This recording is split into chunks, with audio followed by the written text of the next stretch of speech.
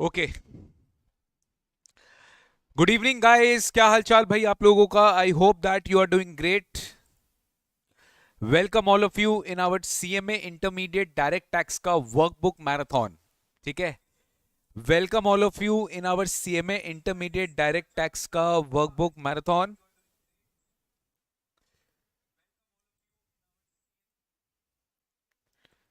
Please confirm करें if I am live audible and visible. Please confirm करें whether I am live visible and audible by liking the video. भाई पहले video को like कर दो, channel को subscribe कर ही लिए होंगे और शेयर कर देना after watching this video. Good evening Bhumi, Shubham, Riya, Parthajit, Babu and Dhruti Bhata. Good evening everyone. Good evening everyone भाई। देखो आज का जो सेशन होगा वो थोड़ा सा लंबा होगा सीएमए इंटरमीडिएट डायरेक्ट टैक्स का, क्योंकि वर्कबुक जो है इंस्टीट्यूट ने 120 पेजेस का रिलीज किया है। काफी सारे वैरायटी ऑफ क्वेश्चंस है जो मैं आज कवर कराने वाला हूं। एक दिन में वर्कबुक खत्म नहीं होगा। दैट इज वाई आज का सेशन अपने अभी स्टार्ट कर रहे हैं। कल का जो अपना सेशन होगा वो 11:30 AM यानी सुबह 11:30 बजे से आपका सेशन होगा कल का। ठीक है। कल आपका सुबह 11:30 बजे सेशन होगा। आप लोग कल पक्का से अटेंड करेगा लाइव। आज अपने डायरेक्ट टैक्स का फर्स्ट सेशन पार्ट 1 रख रहे हैं प्रैक्टिस का, और कल अपना पार्ट 2 होगा वर्कबुक का। ठीक है। तो आज पार्ट 1 है, कल पार्ट 2 है। कल कितना बजे? 11:30 बजे, 11:30 AM है। मैं रिपीट कर दे रहा हूँ। और अभी अपने जो करेंगे लगभग आपका 2 से 2.5 घंटा मिनिमम सेशन चलेगा। आज अपना टारगेट होगा कि अपने एटलीस्ट पीजीबीपी तक जो है क्वेश्चंस को कवर अप करे, क्योंकि बहुत सारे क्वेश्चंस इंस्टीट्यूट ने आपको वर्कबुक में दे के रखा है। मैं आपको सोर्स भी बताऊंगा। कुछ क्वेश्चंस तो इंस्टीट्यूट के मैट से ही है और कुछ इन्होंने अलग एक्सटर्नल क्वेश्चन जो है वर्कबुक में डाला है। नेवरथलेस एनीवेज, जो आपको एग्जाम में अभी कराया जा रहा है, जो भी अभी आपको कराया जा रहा है, everything is relevant in your exam, क्योंकि वर्कबुक से क्वेश्चन आपके एग्जाम में डेफिनेटली पूछा जा सकता है, because it is the most recent material which the institute has published. तो डेफिनेटली इसको तो आपको मिनिमम जो है करके जाना होगा अपने सीएमए इंटरमीडिएट डायरेक्ट टैक्स के प्रिपरेशन के पहले। ठीक है। आईडीटी ऑलरेडी हो चुका है। आप मेरे जो है चैनल पे चेक कर सकते हो। आईडीटी का मैंने ऑलरेडी सेशन ले लिया है। चलो आज अपने डायरेक्ट टैक्स स्टार्ट कर रहे हैं without wasting any time. Let's get started. तो ये आपका पहला चैप्टर है residential status. Let's begin with our first chapter residential status. Please video को लास्ट तक देखिएगा, सेशन को लास्ट तक देखिएगा, क्योंकि अगर आप बीच में सेशन छोड़ के चले जाएंगे तो आपको इस सेशन का इतना प्रोडक्टिविटी, इतना बेनिफिट नहीं मिलेगा जो आपको मिल सकता था। स्टार्ट करते हैं इलस्ट्रेशन 1 से। Mister Thomson, a foreign national, came to India for the first time on 14th November 2020।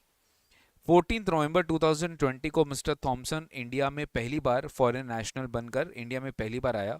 Subsequently he stayed for the rest number of years. आपको डेज बता दिया कि कितना डेज वो इंडिया में स्टे किया है। You need to determine the residential status. तो 24-25 में ही स्टेड फॉर 60 डेज। ठीक है। But in the last 4 preceding previous years, in the last 4 preceding previous years मतलब क्या? In the last 4 preceding years मतलब 150 days, 90 days, 170 days and 80 days. ठीक है। तो 80 डेज, 170 डेज, 90 डेज और 150 days, last 4 preceding previous years में ये जो नंबर ऑफ डेज स्टे किया है वो है 490 डेज। वो कितना डेज स्टे किया है? वो स्टे किया है 490 डेज। और करेंट ईयर में वो कितना डेज स्टे किया है? 60 डेज और मोर स्टे किया है। तो अकॉर्डिंगली क्या वो रेसिडेंट माना जाएगा इंडिया का? Yes, he will be considered to be a resident in India. But whether he is a ROR or RNOR, he will be a ROR or a RNOR, that depends कि last 7 years वो कितना stay किया है India में। तो देखो, he came to India for the first time on 14th November 2020। तो 2021 के पहले तो वो इंडिया में था ही नहीं। तो लास्ट 7 years में अपने को पता है वो 730 डेज और more minimum he has to stay. But if he has not stayed for 730 days or more for the last 7 years, definitely he will be considered to be a resident, but not ordinarily resident in India. ठीक है। He will be considered to be a resident, but not ordinarily resident in India. इसी के बाद next पूछा है, during the previous year he earned income of 5,70,000 from business in Bangladesh. थोड़ा ध्यान से, he is R N OR. ठीक है ना। अब आपको बोला है during the year he earned income of 5,70,000 from a business in Bangladesh which is controlled from India। India से कंट्रोल किया हुआ ये बिजनेस है। तो याद होगा ये बिजनेस इनकम RNOR के हाथ में इंडिया में टैक्सेबल हो जाएगा.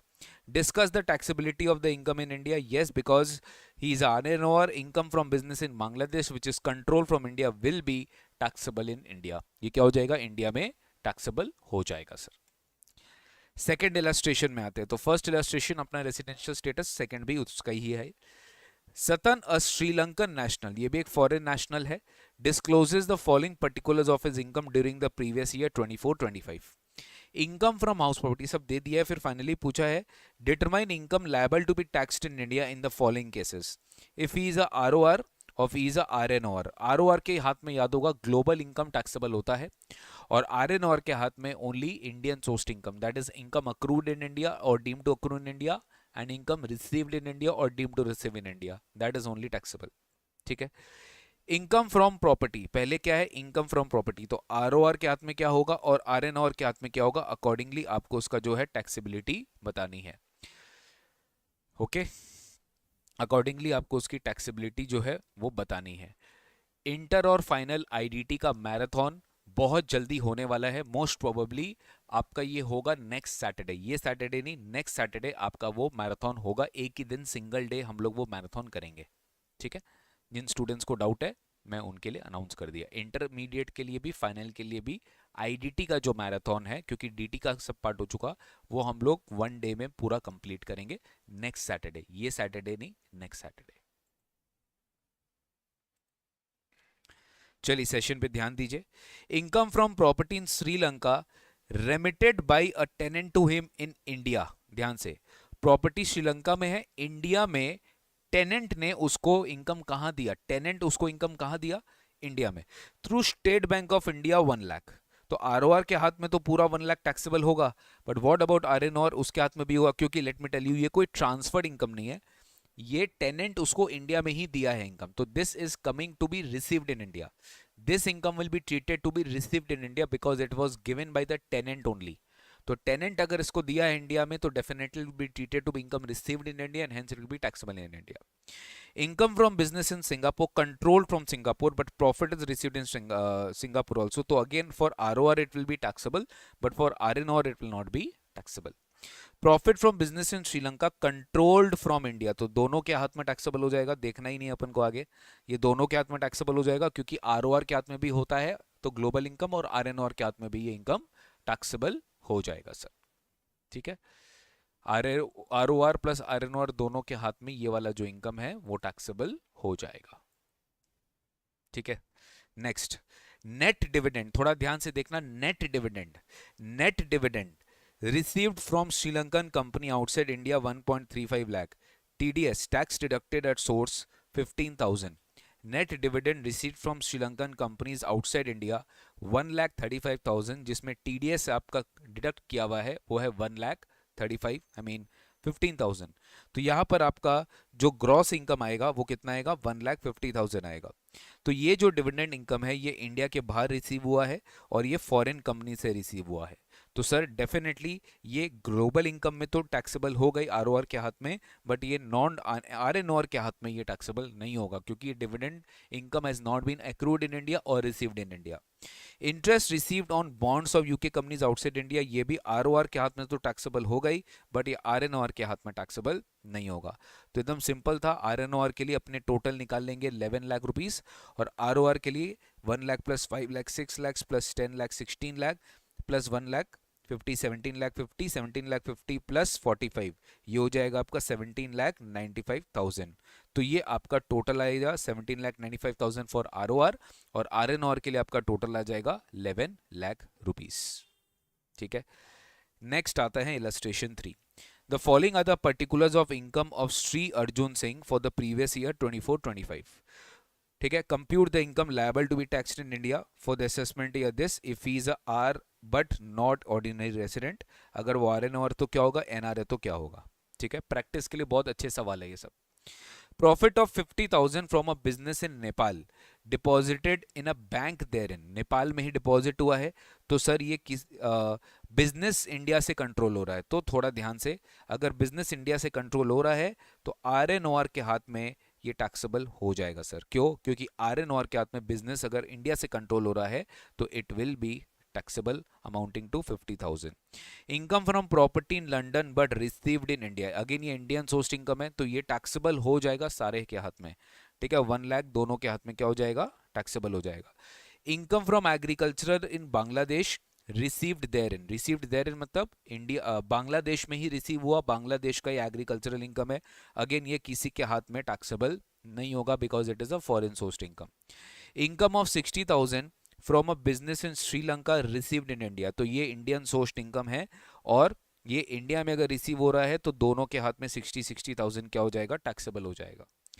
80,000 brought into India out of the past untaxed profit earned in USA, पिछले सालों का प्रॉफिट जो यूएसए में अर्न हुआ है उसमें आपने इंडिया में 80,000 इनकम इंडिया में लाया, because it is pertaining to past years income, past years untaxed profit, it can not be taxed in the current year का ये इनकम नहीं माना जा सकता है, ठीक है. तो पास्ट अनटैक्स्ड प्रॉफिट याद रखिएगा, वो आरओआर, आरएनओआर, एनआर किसी के हाथ में टैक्सेबल नहीं होता, ठीक है. वो आरओआर, आरएनओआर, एनआर किसी के हाथ में भी ये टैक्सेबल नहीं होता. तो ये अपने को एकदम क्लियर हुआ इलस्ट्रेशन 3. नेक्स्ट आता है इलस्ट्रेशन 4 में.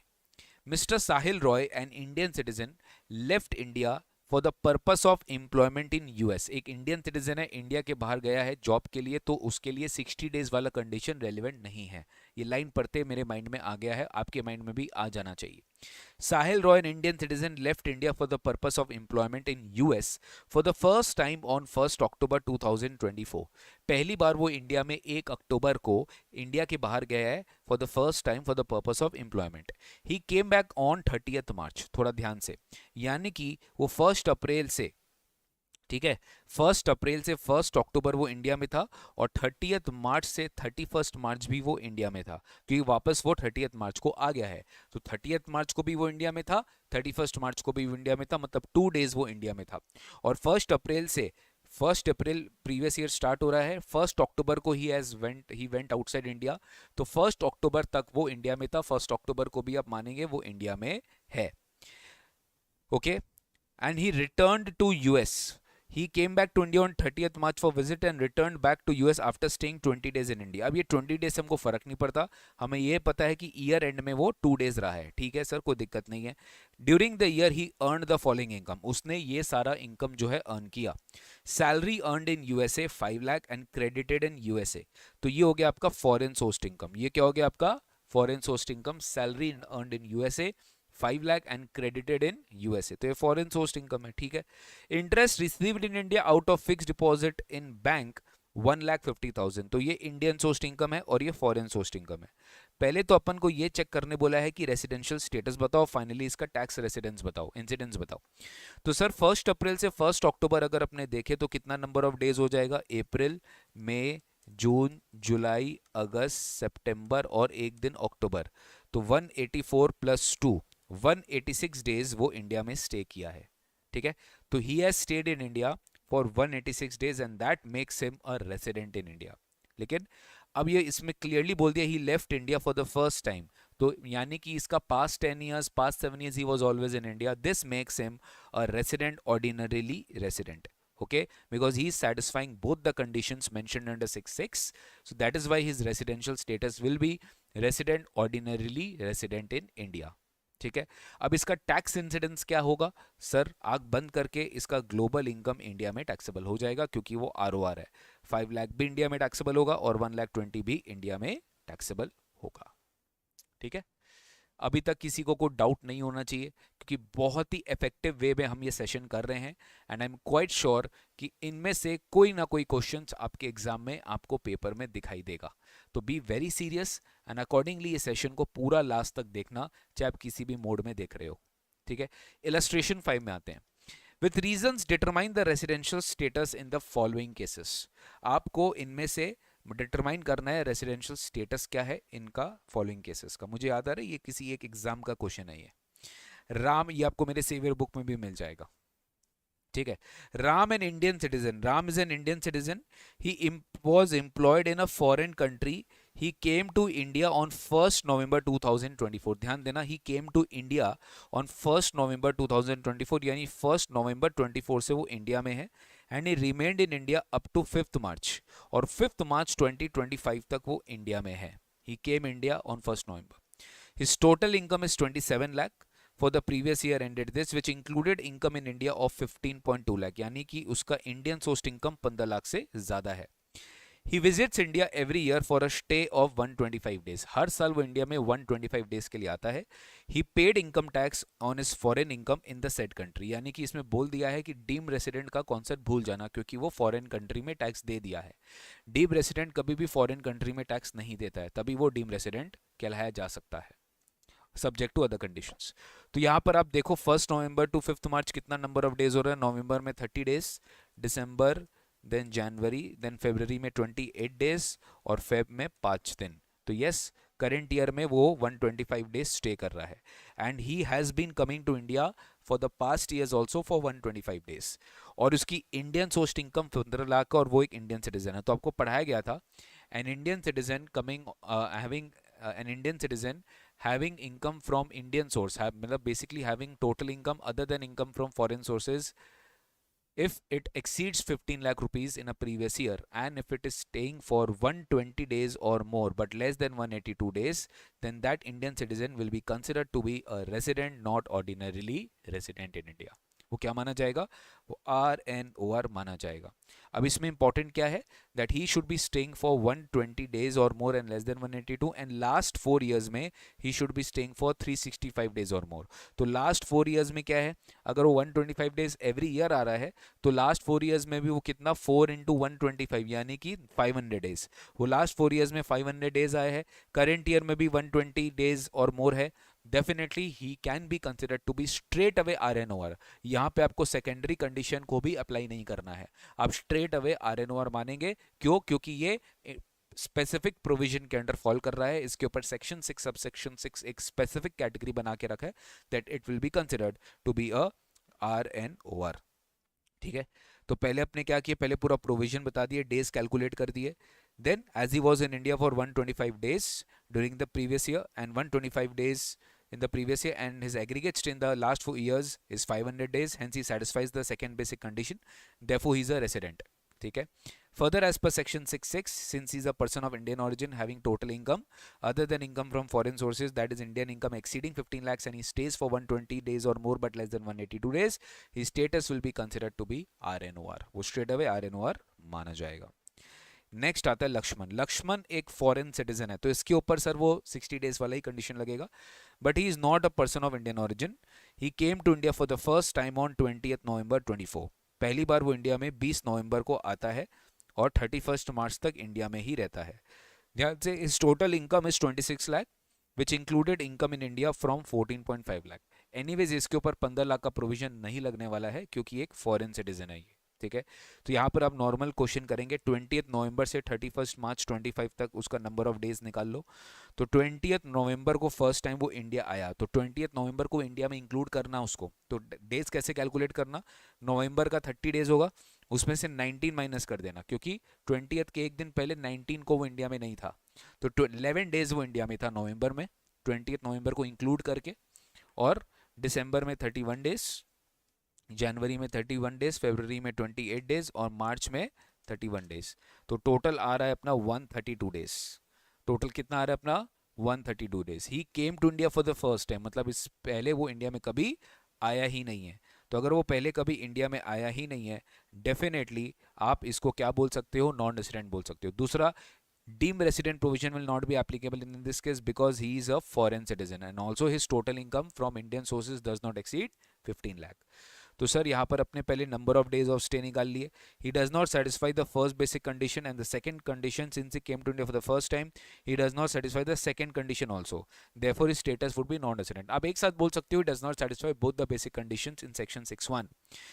Note he is not an Indian citizen, hence provision relating to deemed resident will also not be applicable.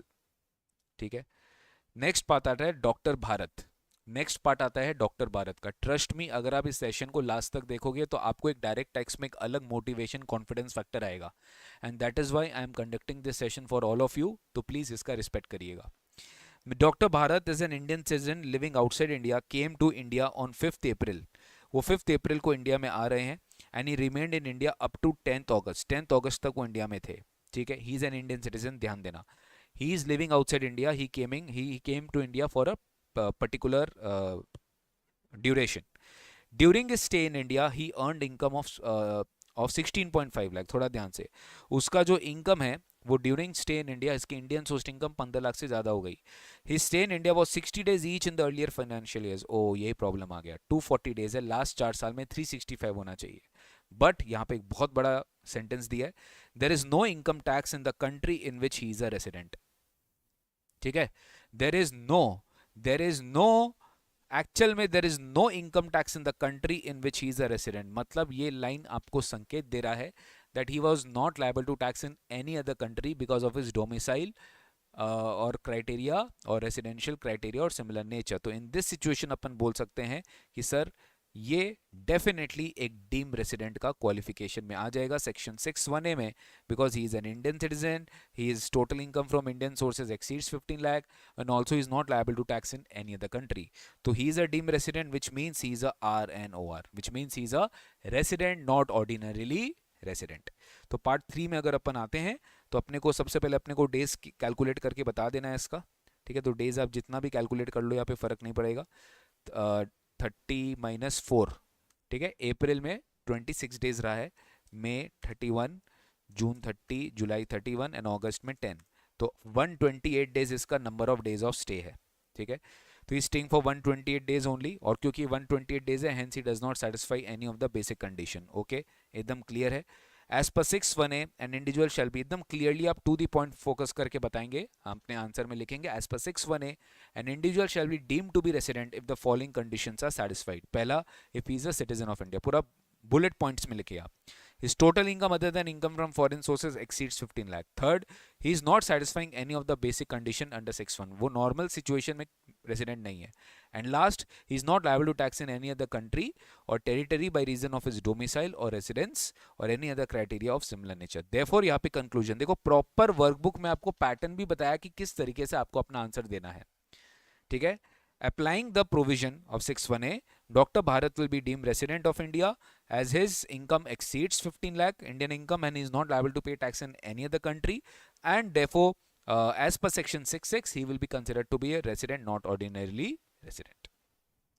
ठीक है, कुछ सवाल मैं स्किप करा रहा हूँ क्योंकि वो बहुत एक्सट्रीमली इजी है, 2-2 लाइन का सवाल है, ये सब एग्जाम के लिए रेलिवेंट नहीं है, मैं ये स्किप करा रहा हूँ. ठीक है सर, कोई बात नहीं, कोई बात नहीं सर, आप इलस्ट्रेशन 9 में आइए. Mr. Rohan has received the following amount during the previous year ending 31st March 2025. मैं skip कर रहा हूँ but आपको करना है. ठीक है, during previous year ending on 31st March 2025 में आइए. Income from house property in Sri Lanka received therein. आपसे पूछा है state the income liable to be taxed in India if he is a ROR, if he is a RNOR, if he is a NR. ठीक है, तो यहाँ पर अपन पहले ROR NR,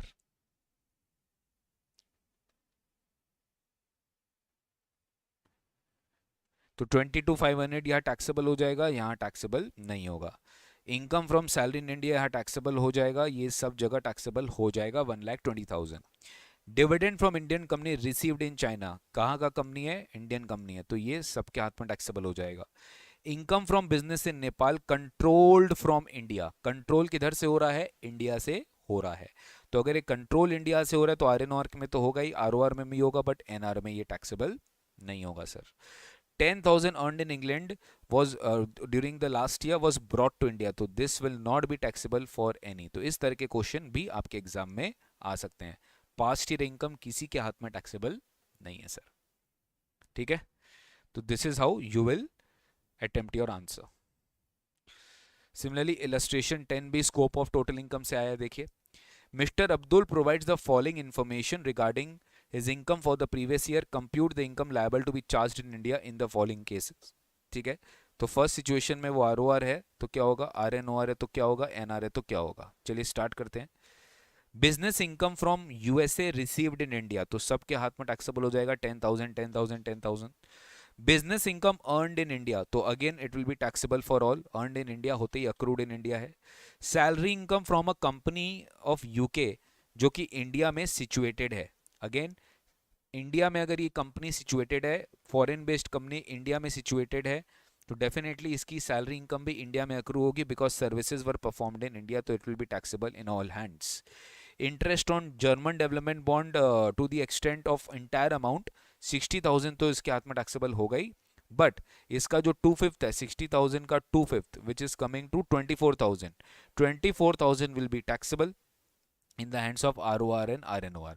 यानी कि जितना इंडिया में रिसीव हुआ है वो तो सबके हाथ में टैक्सेबल होगा, बैलेंस जो इंडिया में रिसीव नहीं हुआ है that will only B taxable for home, for ROR. ठीक है, तो यहां पर आप देखो पूरा 60,000 टैक्सेबल हो गया है, बट केस बी और केस सी में आरएनओआर एंड एनआर में ओनली 24,000 टैक्सेबल हुआ है, पूरा अमाउंट टैक्सेबल नहीं हुआ है, to the extent the income has been received in India. ठीक है sir. Income from agriculture in Nepal, ध्यान देना, income from agriculture in Nepal. Agricultural income कहाँ का है? नेपाल का है सर. एग्रीकल्चरल इनकम कहाँ का है? एग्रीकल्चरल इनकम नेपाल का है सर. ठीक है, एग्रीकल्चरल इनकम नेपाल का है. ओके, रिसीव्ड देयर, वहीं पे आपको ये एग्रीकल्चरल इनकम रिसीव हुआ है, but later on it got remitted to India. Later on ये क्या हुआ? ये इंडिया में रेमिट हो गया. एग्रीकल्चरल इनकम नेपाल में है, वहीं पे मिला है, इंडिया में आ गया, तो ये आरओआर के हाथ में तो आप टैक्सेबल करेंगे, बट आरएनओआर में remittance does not amount to receive, तो यहां पर आप इसको टैक्सेबल नहीं करेंगे. Income from property in Jakarta, जो कि आपको रिसीव हुआ है इंडिया के बाहर, अगेन आरओआर में तो आप टैक्सेबल करेंगे ही, बट आरएनओआर एंड एनआर में आप टैक्सेबल नहीं करेंगे. Income earned from business in UAE which is controlled from Delhi, ROR and RONOR में पूरा टैक्सेबल करेंगे आप, but let me tell you only the amount which you have received in India, आप बस उतना ही अमाउंट यहाँ पे टैक्सेबल करेंगे. इसलिए आप यहाँ ध्यान देना कि यहाँ पे आरओआर और आरएनओआर के हाथ में जो आंसर होगा वो एकदम सेम होगा, खाली एनआर वाला जो आंसर होगा वो खाली 15,000 होगा. बाकी इनका 65 पूरा इंडिया में टैक्सेबल है, आरओआर के हाथ में 65,000 पूरा आरएनओआर के हाथ में टैक्सेबल होगा. Profit from business in Madras, again it will be taxable for all. ठीक है, बिकॉज मद्रास में बिजनेस है. Again sale of building in India, again it will be taxable for all. Pension from a former employer in India, again it will be taxable for all. ये सब के लिए taxable होगा. ठीक है. गिफ्ट इन फॉरेन करेंसी, थोड़ा ध्यान देना, gift in foreign currency from a relative which is received in India. ठीक है, थोड़ा ध्यान देना, गिफ्ट आपको फॉरेन करेंसी में मिला है, ये आपको रिलेटिव से मिला है, जो कि आपको इंडिया में मिला है, जो कि आपको इंडिया में मिला है. तो ये जो गिफ्ट आपको मिला है, फर्स्ट ऑफ ऑल मैं आपको बताता हूं, रिलेटिव से जो गिफ्ट मिलता है ये टैक्सेबल ही नहीं होता. इसमें 50,000 तो क्या कोई लिमिट नहीं लगता, क्योंकि ये गिफ्ट आपको रिलेटिव से मिला है. तो यहाँ पे आईएफओ का एक डिस्कशन हो जाता है कि अगर अपने रिलेटिव से गिफ्ट रिसीव करते हैं तो अपन अपना इनकम टैक्सेबल ही नहीं होता. तो यहाँ पर आपको कुछ भी टैक्सेबल नहीं करने की रिक्वायरमेंट है. 80,000 का जो गिफ्ट इनकम होगा वो टैक्सेबल नहीं होगा, क्योंकि ये इंडिया में रिसीव हुआ है from a relative.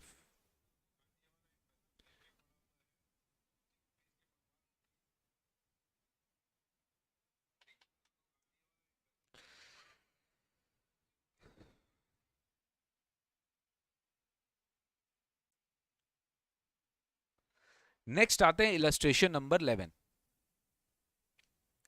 X a foreign citizen, x a foreign citizen not being a person of Indian origin. X एक फॉरेन सिटीजन है, not being a person of Indian origin, came to India for the first time on 2nd December 2023 for a visit of 200 days, 210 days. एक foreign citizen है x, जो कि India का person of Indian origin नहीं है. He came to India for the first time on 2nd December 2023. ध्यान रहे आपके लिए प्रीवियस ईयर 24-25 है, क्वेश्चन में दिया है 2nd December 23, मतलब उसके एक साल पहले वो इंडिया में ऑलरेडी आ गया है फर्स्ट टाइम. एक्स एक फॉरेन सिटीजन 2nd December को for a visit of 210 days. X had the following income during the current year 24-25. ये आपको 23-24 का डिटेल दिया कि वो 23rd 23-24 में 2nd December को आ गया है. तो let me tell you 2nd December 23 से 31st March 24 को वो जो स्टे किया है इसमें भी कुछ नंबर ऑफ डेज गया होगा, और 1st April 24 से वो जो स्टे करेगा हमें बस उसी से मतलब है, हमें खाली उसी से मतलब है. ठीक है, तो सैलरी जो वो इंडिया में रिसीव कर रहा है फॉर 3 मंथ्स. अब पहले इसका रेसिडेंशियल स्टेटस निकाल लेते हैं. सबसे पहले आप ये चेक करो कि अगर ये 210 डेज आ गया है तो इसमें 2nd December यानी 23-24 में कितना नंबर ऑफ डेज हो रहा है? 23-24 में कितना नंबर ऑफ डेज ये स्टे किया है फॉर द फर्स्ट टाइम? तो 2 दिसंबर है, तो 31 माइनस 1, तो 30 डेज वो दिसंबर में, 31 डेज दिसंबर का -1 हटा दो, तो 30 डेज वो इंडिया में स्टे किया है दिसंबर में। Then January 31, okay, February and March. तो यहां पर ध्यान देंगे 23-24 है, तो 24 लीप ईयर था, 29 डेज का था। 23-24 में 24 लीप ईयर था, 29 डेज का था। 29 डेज ऑफ फेब्रवरी है, तो यहाँ पर 1 डे एक्स्ट्रा ऐड होगा फेब्रवरी के लिए, तो 121 डेज आपका यहाँ पर क्या था? डेज ऑफ स्टे था। आई रिपीट, 121 आपका क्या था? डेज ऑफ स्टे था फेब्रवरी में, ध्यान देना। अब इसमें मार्च को अगर आप लेते हैं कंसिडर, मतलब आप नेक्स्ट ईयर लेते हैं, तो आपका नेक्स्ट ईयर 89 डेज आ गया। अप्रैल मई जून आप नेक्स्ट ईयर 89 डेज आ गया आपका। तो करंट ईयर में आप कितना डेज स्टे किए हो? आप करंट ईयर में 89 डेज स्टे किए हो। तो सर आप 60 डेज और मोर स्टे तो किए करंट ईयर में, बट आप लास्ट 4 साल स्टे नहीं किए हो 365 डेज और मोर, आप तो खाली टोटलिटी में 210 डेज स्टे किए हो। तो this doesn't mean that you are a resident, it means that clearly you are a non resident. आप क्या हो? नॉन रेसिडेंट हो। तो अब आपको ये आंसर करना है, कंसिडरिंग कि आप अगर नॉन रेसिडेंट हो तो आपके हाथ में इनकम क्या होगा सर। तो चलो स्टार्ट करते हैं। Salary received in India for 3 months computed है, मतलब इसमें कोई स्टैंडर्ड डिडक्शन आपको नहीं देना। स्ट्रेट अवे आप 90,000 क्या करेंगे? टैक्सेबल कर देंगे। ठीक है, स्ट्रेट अवे आप कंप्यूटेशन ऑफ टोटल इनकम किए, सैलरी का हेडिंग दिए, salary received in India 90,000 taxable. फिर आप हाउस प्रॉपर्टी का हेड दिए, income from house property in London received there, ये टैक्सेबल नहीं होगा। तो आप यहाँ पे लिखेंगे income from house property in London being a non resident it is not taxable because the income is accrued outside India. ठीक है, तो ये हो गया। अच्छा, हाउस प्रॉपर्टी में और कुछ है? हाउस प्रॉपर्टी में और कुछ है, ये है income from house property in USA received in USA 76,000 is used in Canada for meeting the educational expenses of excess daughter and 10,000 is remitted to India। तो आपको यहाँ लिखना पड़ेगा that remittance does not amount to receive and hence this income is also accrued in India and received outside, I mean income accrued outside India and received outside India, hence this income is not taxable। ये सब notes में लिखने पड़ेंगे। तो ये भी आपका house property में अल्टीमेटली नथिंग इज टैक्सेबल। तो आप हेड वाइज चलेंगे। तो ठीक है, आप पहले सैलरी देखे तो सैलरी में आपको एक मिला, दूसरा आपको हाउस प्रॉपर्टी मिला, तीसरा आप किस में आओगे? पीजीबीपी में आओगे। तो पीजीबीपी पीजीबीपी पीजीबीपी, ये रहा आपका income from business in Nepal being controlled from India. तो ये आप एनआर रेसिडेंट के लिए क्या करोगे? डेफिनेटली ये नॉट टैक्सेबल होगा। ये आरएनआर के लिए टैक्सेबल होता और रेसिडेंट ऑर्डिनरी रेसिडेंट के लिए टैक्सेबल होता। तो 30,240 अगेन आप क्या करोगे? इसको नील कर दोगे। नेक्स्ट आपका बचता है आईएफओएस। आईएफओएस में आपका आता है interest on savings bank deposit in Standard Chartered Bank New Delhi, ये आपका 40,000 पूरा टैक्सेबल हो जाएगा। Amount brought into India out of the past untaxed income, ये भी आपका टैक्सेबल नहीं होगा। एग्रीकल्चरल इनकम ये टैक्सेबल नहीं होगा। ठीक है, सॉरी, एग्रीकल्चरल इनकम अगेन ये टैक्सेबल नहीं होगा, आप नॉन रेसिडेंट का बात कर रहे हो। Gift in foreign currency from a relative, again relative से अगर गिफ्ट मिल रहा है तो ये टैक्सेबल नहीं होगा सर। ठीक है, तो again it will not be taxable. खाली 40,000 जो होगा वो टैक्सेबल हो गया। 90 + 40 1,30,000 is my gross total income. ठीक है, ये मेरा क्या हो जाएगा? ग्रॉस टोटल इनकम हो जाएगा सर। आपको यही निकालना था, ग्रॉस टोटल इनकम। ठीक है, अब इसमें एक चीज याद रखिएगा, अगर आप यहाँ पर सेविंग्स बैंक अकाउंट का बात कर रहे हो या सेविंग्स बैंक अकाउंट है, ठीक है, अब यहाँ पे ये बात कर रहे हैं सेविंग बैंक डिपॉजिट, तो अगर ये एफडी है ना, तो एफडी के केस में आपको 80 टीटीए का डिडक्शन नहीं मिलेगा, लेकिन अगर ये अकाउंट होता तो यहाँ पे आपको डिडक्शन जो है मिल जाता। ठीक है, आई होप यू अंडरस्टूड। अगर ये बेसिक सेविंग्स अकाउंट का बोलता कि सेविंग्स अकाउंट है, लेकिन अगर ये डिपॉजिट है, फिक्स डिपॉजिट है, तो टीटीए में डिडक्शन आपको नहीं मिलता है, वो टीटीबी में मिलता है, और टीटीबी खाली रेसिडेंट सीनियर सिटीजन के लिए अवेलेबल है। ठीक है, तो ये सब कुछ ट्रिकी पॉइंट्स आपके एग्जाम में पूछे जा सकते हैं।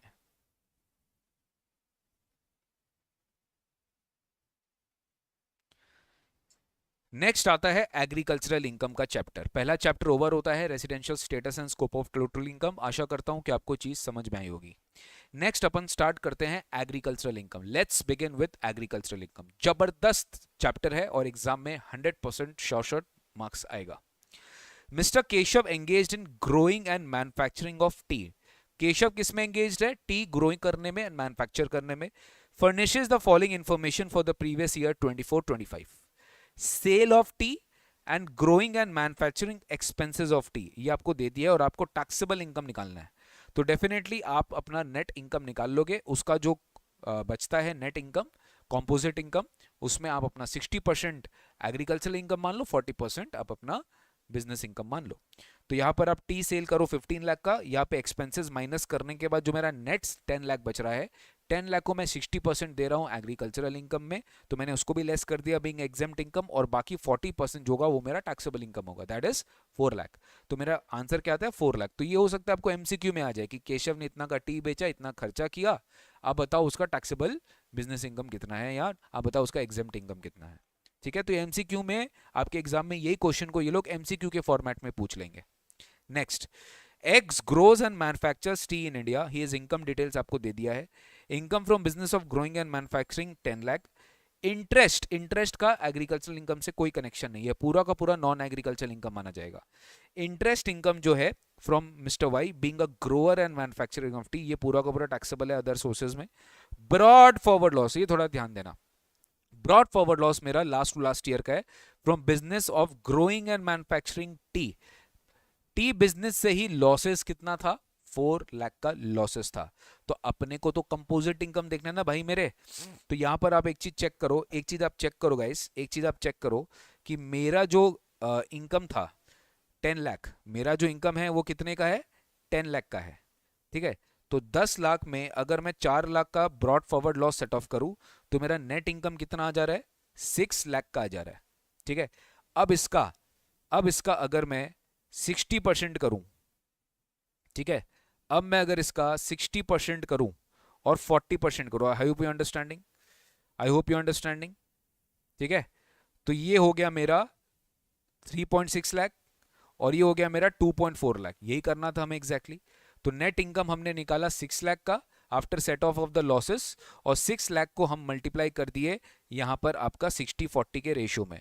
तो 60% हो गया मेरा एग्रीकल्चरल इनकम 3.6 लाख, और 40% हो गया मेरा बिजनेस इनकम 2 लाख 40। उसके साथ मैंने अदर सोर्सेज का इनकम 355 ऐड कर दिया, तो 355 और 240 हमारा टोटल इनकम आ रहा है 595, और 360 एज इट इज हमारा आ रहा है एग्रीकल्चरल इनकम। क्लियर है। नेक्स्ट क्वेश्चन में बढ़ते हैं।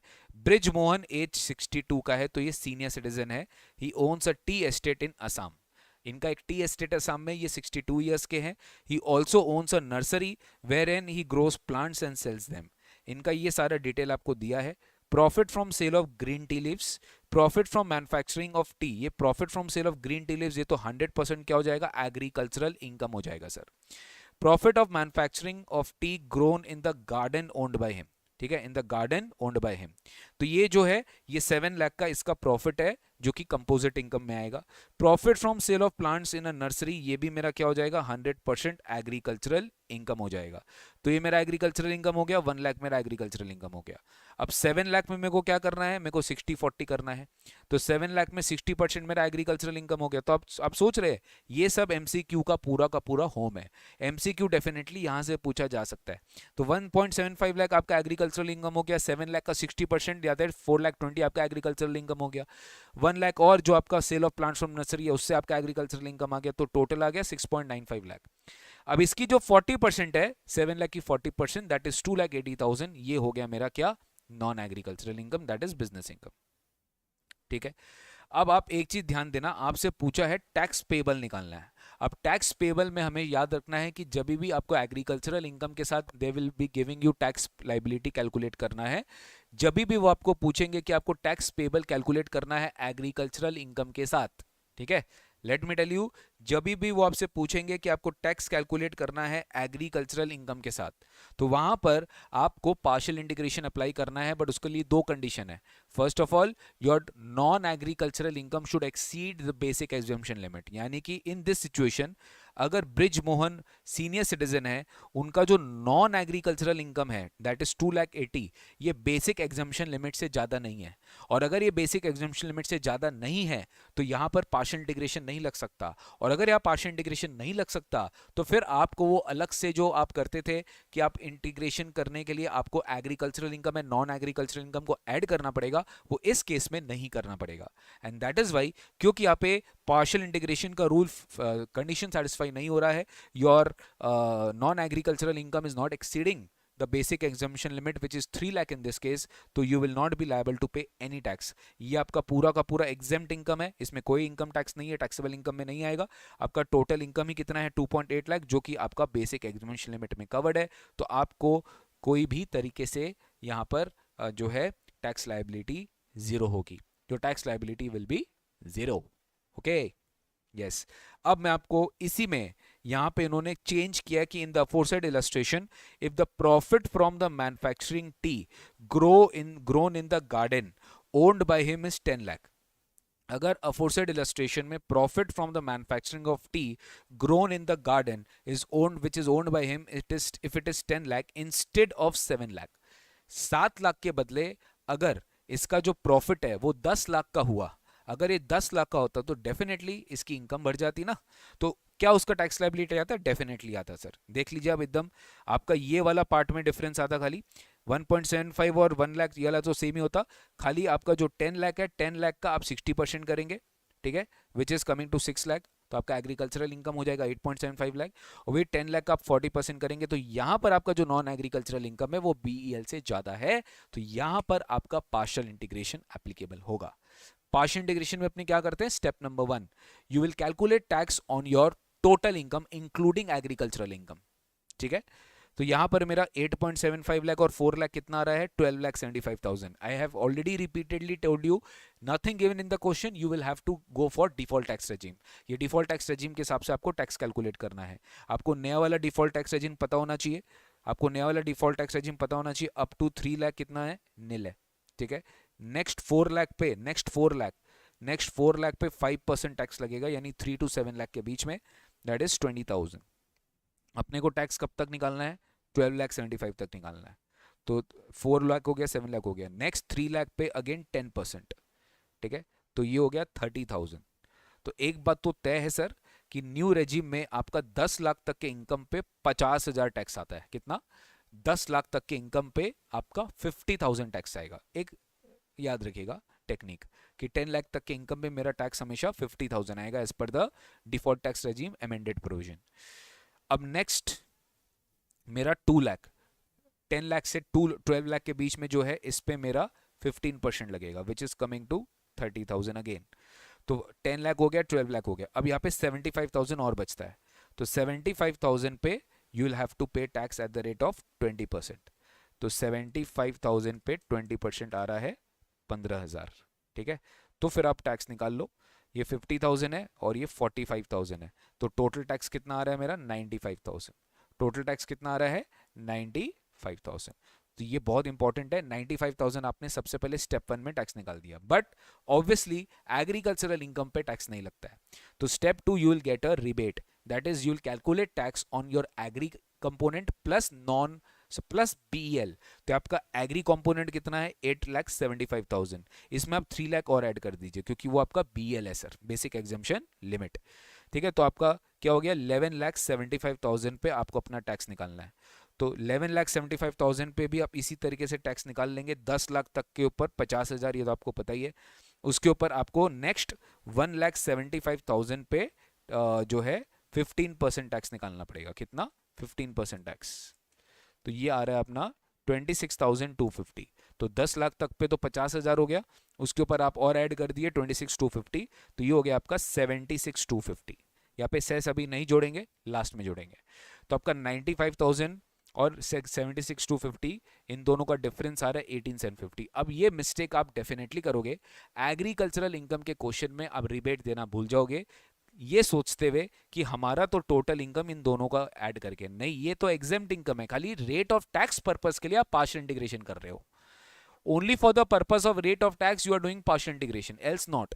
यहां पर क्या होगा, आपका जो रिबेट है ये कैलकुलेट होगा, यहाँ पे रिबेट आपको मिलेगा क्योंकि आपकी टोटल टैक्सेबल इनकम 5 लाख से ज्यादा नहीं है, और यहां पर तो 7 लाख का लिमिट एप्लीकेबल होता है क्योंकि आप डिफॉल्ट टैक्स रेजिम में है, ठीक है। तो यहां पर डेफिनेटली आप रिबेट के लिए एलिजिबल होंगे, और यहाँ पे लिमिट 25,000 तक की है, ठीक है, 12,500 तक की नहीं है, 25,000 तक की लिमिट है। तो डेफिनेटली आप ये 100% your tax liability up to 25,000 तक का रिबेट आप एलिजिबल हो, तो आप 18,750 लेस कर सकते हो, और यहाँ पे आपका टैक्स सेंसेस जो आएगा वो आपका कुछ भी नहीं आएगा, जीरो आएगा, क्योंकि you are getting rebate. Am I clear on this? Yes. तो with this we have also completed बहुत सारे इलस्ट्रेशंस, और मोस्ट इंपॉर्टेंटली जो लास्ट इलस्ट्रेशन था इसमें टैक्स लायबिलिटी आ गया। इस तरह के सवाल आपके एग्जाम में पूछे जा सकते हैं straight away from agricultural income. Clear हुआ everything? Now I am starting with heads of income. आज अपना टारगेट है, मैं टारगेट आपको बता देता हूं, अकॉर्डिंगली अपना स्पीड को बहुत अच्छे से मेंटेन करेंगे। सैलरी, हाउस प्रॉपर्टी और पीजीबीपी। मेरा आज का टारगेट है कि मैं आपको ये 3 चैप्टर से अब प्रैक्टिस करवाने वाला हूं, सैलरी, हाउस प्रॉपर्टी और पीजीबीपी। बाकी का जो 2 हेड्स है और रेस्ट ऑफ द चैप्टर्स है, clubbing, TDS, TCS, set of and carry forward, वो सब कल होगा। ठीक है? तो ये जो आज का चैप्टर है इसको बहुत अच्छे से अपने को अभी कंटिन्यू करना है।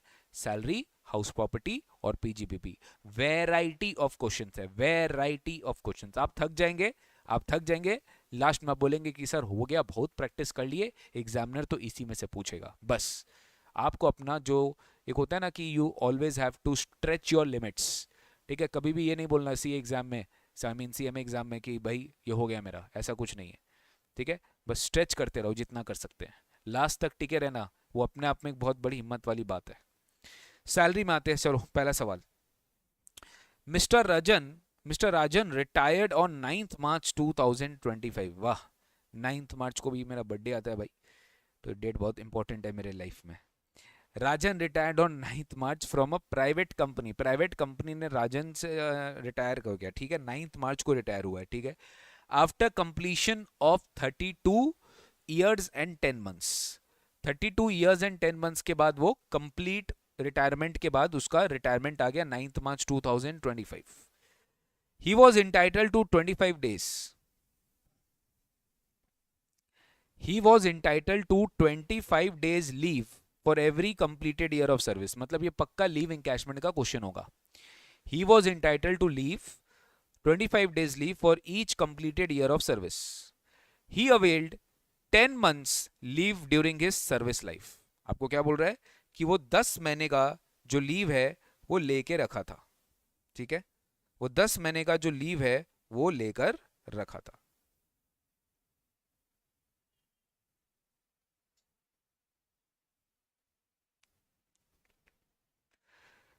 ही availed 10 months leave during his service life. उसको 10 महीने का लीव मिल गया था। His basic pay was 12,000 per month from 1st April 2024। His DA was 50% of the basic pay। He received 3 lakh for leave encashment। Find out the amount of leave salary to be taxed for the assessment year 2025-26। अब कोई पूछा है कि बताओ कितना leave salary taxable है। Exam में इतने स्ट्रेट फॉरवर्ड ऐसे एक एक लाइन का आइटम का क्वेश्चन नहीं आएगा। वो आपको एक बड़ा सैलरी का क्वेश्चन देगा और वहां पे आपको जो है टैक्सेबल सैलरी कैलकुलेट करना पड़ेगा, जिसमें से ये एक लाइन आइटम रहेगा। ठीक है? बट प्रैक्टिस के लिए इंडिविजुअल भी सीखना पड़ेगा। तो चलो लीव इंकैशमेंट निकालना था अपने को, याद होगा आपको लीव इंकैशमेंट 10-10 में एग्जाम्पशन मिलता है। एग्जाम्पशन कैलकुलेट करके दिखा दो। ही रिसीव 3 लाख है तो amount of leave salary received is 3 lakh. Exemption 10-10 list of the following. First क्या होगा, एक्चुअल अमाउंट रिसीव्ड, ये हो जाएगा आपका 3 लाख। एक्चुअल अमाउंट रिसीव्ड ये क्या हो जाएगा आपका 3 लाख। 3 लाख आपको मिला है, ये आपका एक्चुअल लीव सैलरी हो जाएगा। ओवरऑल लिमिट आपको पता है 25 लाख। 25 लाख तक की मैक्सिमम लीव सैलरी जो है एग्जेम्प्ट होती है। तीसरा, लास्ट 10 मंथ्स का टोटल सैलरी। ठीक है? लास्ट 10 मंथ्स का total salary based on average salary of last 10 months. तो लास्ट 10 मंथ्स का एवरेज सैलरी क्या है? यहाँ पे सैलरी बेसिक सैलरी 12,000। ठीक है? प्लस उसका 50% हो गया 6,000 और कुछ नहीं है, तो ये हो गया 18,000। और आपको कुछ दिया ही नहीं है कि लास्ट 10 मंथ्स में चेंज भी हुआ है, तो 18,000 इंटू 10 हो गया आपका। सिंपली 18,000 इंटू क्या हो गया 10। 1,80,000 है आपका लास्ट 10 मंथ्स का सैलरी। अब ध्यान देना, ये 18,000 आपका पर मंथ का सैलरी है। इसको आप एक दिन से डिवाइड करेंगे, सॉरी मंथ से डिवाइड करेंगे डेली, तो आपको डिवाइड बाय 30 मिलेगा। अब इसमें एक चीज ध्यान दो, आपका मैक्सिमम लीव इंकैशमेंट कितना का होगा, थोड़ा ध्यान देना। आपने 10 मंथ का लीव अवेल किया है, 25 डेज लीव है for each completed year of service. ठीक है? तो थोड़ा ध्यान देना, 25 डेज लीव है तो 25 इंटू 32 ईयर्स एंड 10 मंथ्स। तो ये कंप्लीटेड मंथ्स अपने को कंसिडर करना है। ठीक है? तो 32 ईयर्स कितना हुआ, 25 इंटू 32। ठीक है? 25 into 32 which is coming to 800 days, ठीक है, which is coming to 800 days, ठीक है, which is coming to 800 days. अब मान के चलते हैं कि इसने 10 महीने का लीव ले लिया है, तो डेफिनेटली 10 महीने का लीव अगर इसने ले लिया है, ओके, तो इसने 300 डेज का लीव ले लिया है, मान के चलते हैं 30 डेज, ठीक है। तो यहां पर 500 दिन बचता है, कितना बचता है, 500 दिन, ठीक है। इसके पास कितना बचता है, 500 दिन बचता है, ठीक है, इसके पास बचता है 500 दिन। तो यहां पर अपने क्या कर रहे हैं, यहां पे अपने क्या कर रहे हैं कि सर 25 इंटू 32, 800 डेज इसके पास रहता, ठीक है, 800 डेज इसके पास रहता। अब इस 800 डेज में इसने कितना लीव ऑलरेडी ले लिया है, ही अवेल 10 मंथ्स लीव, तो 10 मंथ्स तो इंटू 30, तो 300 डेज लीव इसने ले लिया, तो 500 दिन इसके पास बचा है, ठीक है। तो अगर अपने ये कैलकुलेट करे, अगर अपने कैलकुलेट करे कि 18,000 में अगर इसका एवरेज सैलरी है, ठीक है, एवरेज सैलरी इसका 18,000 में है, 18,000 पर डे का सैलरी होगा डिवाइड बाय 30, इनटू कर देंगे 500 डेज, ये इन्होंने मंथ वाइज किया है, आप डे वाइज भी कर सकते हो, इनटू 500 डेज, तो कितना आ रहा है, 3 लाख आ रहा है। तो आपका लीस्ट ऑफ द फॉलोइंग कितना हो जाएगा, 1.8 लाख, 3 लाख में से 1,80,000 माइनस एग्जेम्प्ट हो जाएगा, और 1,20,000 क्या हो जाएगा, टोटल टैक्सेबल लीव सैलरी, ये हो जाएगा आपका total taxable leave salary. Mister Singh after serving 22 years 10 months in a private concern in Chennai retire कर जाते 31 दिसंबर एंड रिसीव्स ग्रेचुटी, आपको ग्रेचुटी का एग्जाम्पशन पूछेगा अब इसमें। His basic salary and DA at the time of retirement आपको दे दिया है, ठीक है, आपको बेसिक सैलरी भी दे दिया है, डीए भी दे दिया है, at the time of retirement is annual increment भी बता दिया which is fail due on 1 April every year. ये इसलिए बताया क्योंकि जब तुमको ये बोलेगा कि ग्रेचुटी नॉट कवर्ड है या कवर्ड है, तो यहां पर आपका पूरा कैलकुलेशन चेंज हो जाएगा। Calculate the taxable amount of gratuity of mister Singh, यहां पर आपको हमेशा ध्यान रखना है कि अगर आपको कुछ भी मेंशन नहीं किया है ग्रेचुटी कवर्ड है कि नॉट कवर्ड है, तो आप अज्यूम कर लेना कि वो नॉट कवर्ड है, क्योंकि यहाँ पे लिख भी दिया है प्राइवेट कंसर्न, ठीक है, अज्यूम कर लेना not covered under gratuity act, और नॉट कवर्ड के हिसाब से आप अपना आंसर लिख कर आना, ठीक है, नॉट कवर्ड के हिसाब से अपना आंसर लिख के आना, क्योंकि इंस्टीट्यूट भी मेजॉरिटी जगह नॉट कवर्ड ही मानता है, तो नॉट कवर्ड के हिसाब से अपना आंसर लिख के आना एग्जाम्शन जब आप कैलकुलेट करेंगे। ग्रेचुटी रिसीव कितना है इस केस में, 11,35,000, तो अपने स्टार्ट किया competition of taxable gratuity, gratuity receive 11,35,000 लिख दिया। लेस एग्जाम्शन है 10 में, सेम यहाँ पे यहाँ पर आपको क्या करना है, एक्चुअल ग्रेचुटी रिसीव लिख दिए, फिर ओवरऑल लिमिट 20 लाख लिख दिए, फिर 15 बाई यहाँ पर 30 होगा, that is half, into completed year होगा, यहाँ पर कंप्लीटेड ईयर कितना है, 22 ईयर्स है, तो हाफ इंटू 22 करना पड़ेगा, और अपने को यहाँ पर अगेन एवरेज सैलरी लेना पड़ेगा, अपने को क्या लेना पड़ेगा, एवरेज सैलरी लेना पड़ेगा लास्ट 10 मंथ्स का। तुम थोड़ा ध्यान देना, 31 दिसंबर को आप रिटायर हुए हो, ठीक है, आप 31 दिसंबर को रिटायर हुए, तो दिसंबर मंथ को हमको यहाँ पे लेना नहीं, हमें लास्ट 10 मंथ्स लेना है।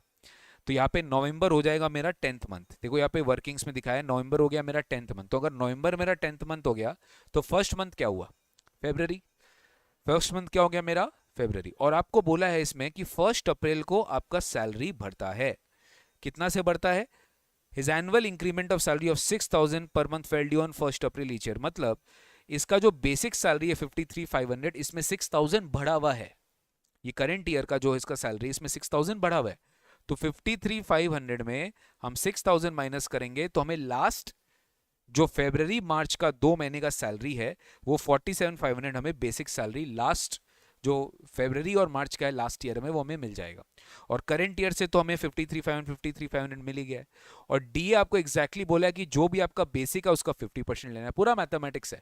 तो करंट ईयर आपका जो 53,500 आपका बेसिक सैलरी था उसका 50% ले लिए, वो तो ऑलरेडी दिया हुआ है 26,750, और जो लास्ट 2 मंथ्स है, जो first month and second month है, उसका 50% क्या हो गया 23,750। तो आप टोटल डीए कैलकुलेट कर लिए, टोटल बेसिक सैलरी कैलकुलेट कर लिए, आपका सैलरी पूरे 10 महीने का आ रहा है टोटल 8,38,000, इसका एवरेज सैलरी क्या आ जाएगा 83,800 वो 10 महीना। तो यही आपको चैलेंजिंग था, यही अगर आपका होता ना कि ग्रेचुटी कवर्ड है तो एकदम लास्ट दिसंबर वाला ही अपने मंथ ले लेते, 53,500 और 26,950, that's it. I hope it is clear. ठीक है, ओके। तो यहां पर आपका एवरेज सैलरी लास्ट 10 मंथ्स का आ गया 83,800। आप हाफ इंटू 83,800 इंटू 22 करेंगे तो आपका 921,800 आएगा, यही लीस्ट है। आप बैलेंस जो ग्रेचुटी है उसको आप टैक्सेबल कर देंगे 2,13,200। जो बैलेंस ग्रेचुटी है आप उसको टैक्सेबल कर देंगे 2,13,300। नेक्स्ट है mister Manish, an employee of a private concern after giving 24 years and 11 months, retired on 30th June 24 and received gratuity of 5.5 lakh. He also received 2,62,500 as commuted value of pension. यहाँ pension भी दे दिया आपको, ठीक है, pension भी दे दिया है। और आपसे पूछा है आपको मनीष का टैक्सेबिलिटी निकालना है। तो पेंशन में याद रखिएगा uncommuted pension is fully taxable for all employees, but जो कम्यूटेड पेंशन होता है वो एग्जेम्प्ट होता है depending upon whether you have received gratuity और नॉट। अगर आपको ग्रेचुटी मिला है तो आपको 1/3 of the commuted value exemption लेना है, और बट आपको if you have not received gratuity then half of the commuted value of the pension will be considered to be exempt. ठीक है, तो यहाँ पे ग्रेचुटी रिसीव्ड कितना माने कितना दिया हुआ है 5.5 लाख। ग्रेचुटी रिसीव्ड आपका कितना है 5.5 लाख। ठीक है, अब आपको ग्रेचुटी का भी एग्जेम्पशन निकालना पड़ेगा। ठीक है, तो ग्रेचुटी में आपको अगर एग्जेम्पशन निकालना पड़ेगा तो यहाँ पे आपको दे भी दिया है, देखो एकदम क्लियरली दे दिया कि लास्ट 10 मंथ्स का एवरेज सैलरी कितना है। तो तुमको इतना ज्यादा एक होता है ना कि डिटेल्ड कैलकुलेशन नहीं करना, तुमको दे दिया 54,500। तो 5,50,000 आपका अमाउंट रिसीव्ड है, तो लेस क्या करेंगे received list of the following. पहला हो जाएगा सेम ये रिसीव्ड, फिर हो जाएगा ओवरऑल लिमिट 20 लाख, फिर हो जाएगा आपका जो टैक्सेबल ग्रेचुटी है, जो टैक्सेबल ग्रेचुटी है उसमें आपका एक लिम क्या होगा, if you are assuming that it is not covered then आपको डेफिनेटली वो हाफ वाला प्रोविजन लेना पड़ेगा। हाफ इंटू कंप्लीटेड ईयर कितना हो जाएगा 24 ईयर्स। ठीक है, दिस इंटू योर जो सैलरी है वो कितना आ रहा है, सैलरी आपको दिया हुआ है 54,500, तो आप इसको मल्टीप्लाई करेंगे तो आपका आ गया 6,54,000। तो लीस्ट क्या हो गया ये 5,50,000 हो गया। तो आपका बेसिकली देखा जाए तो ग्रेचुटी में कुछ भी टैक्सेबल नहीं है। But when it comes to pension आपको 262,500 मिला as commuted value of the pension for 75% of the monthly pension. ध्यान देना, आपको 262,500 मिल गया as commuted value of the pension for 75% of his monthly pension. मतलब सिंपल है 262,500 आपका 75% है। तो your commuted value is 3.5 lakh. समझ गए, your commuted value is 3.5 lakh. तो ये आपका कम्यूटेड वैल्यू है कि 75% कम्यूट कराया, अमाउंट रिसीव किया उसका 262,500, तो कम्यूटेड वैल्यू क्या होगी 100% का 3.5 लाख। तो आपको कम्यूटेड ग्रेचुटी कितना मिला है 262,500, बट जब आप एग्जेम्पशन कैलकुलेट करेंगे 1/3 का आपको इस 3.5 लाख पे अप्लाई करना पड़ेगा। क्यों सर? क्योंकि आपका कम्यूटेड वैल्यू पे आपको 1/3 मिल रहा है, not on the commuted pension amount पे। तो कम्यूटेड वैल्यू कितना है 3.5 लाख। 3.5 लाख है जो 1/3 आएगा विच इज कमिंग टू 1,16,667। इसका डिफरेंस जो होगा वो होगा 1,45,833।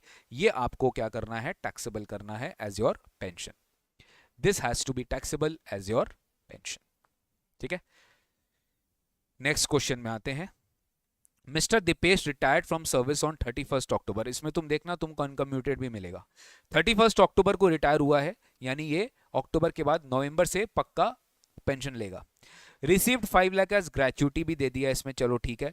ही was entitled to a pension of 10,000 per month. नवंबर से बोला था, नवंबर से उसको 10,000 पर मंथ पेंशन मिल रहा है, फुल्ली टैक्सेबल है।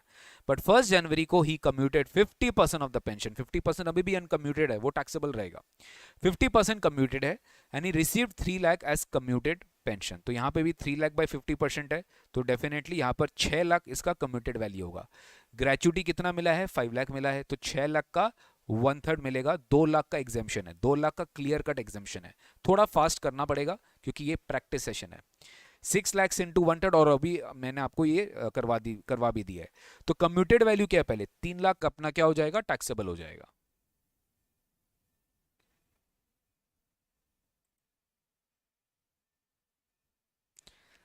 ठीक है, अब देखो अनकम्यूटेड। अनकम्यूटेड में सबसे पहले तो आप देखो, आप 1 नवंबर से 31 दिसंबर, तो ये हो गया 2 मंथ्स। 2 मंथ्स तो आपको पूरा पेंशन मिला है, कितना 10,000 करके मिला है। 10,000 कितना है पर मंथ, तो 10,000 इंटू 2 कितना हुआ? 20,000। उसके बाद जनवरी से 50% अनकम्यूट हुआ है, जनवरी फरवरी मार्च 3 महीना, तो वहां पे 50% कितना हुआ? 5,000। तो 5,000 इंटू 3 15,000 हो गया आपका अनकम्यूटेड पेंशन। तो 35,000 आपका अनकम्यूटेड पेंशन है और बैलेंस 1 लाख आपका कम्यूटेड पेंशन है। टोटल आपका 1,35,000 क्या हो जाएगा? Pension amount taxable. ठीक है, नेक्स्ट आओ इलस्ट्रेशन 5। एग्जैक्टली इंस्टीट्यूट के मैट का सवाल का पार्ट है, एकदम इंस्टीट्यूट का मैट का सवाल है बेटा, मैं रिपीट नहीं कर रहा हूं, आप लोग एक बार खुद से ट्राई कर लेना। ठीक है, चलो करवाई देता हूं, पता नहीं आप लोग करेंगे कि नहीं करेंगे, बट एकदम इंस्टीट्यूट का सवाल है। Mrs Kabra is working with T Limited, received the following emoluments during the previous year 24-25। Mrs Kabra tea limited में वर्क कर रही है, आपको पूछा है income from salary of Mrs Kabra.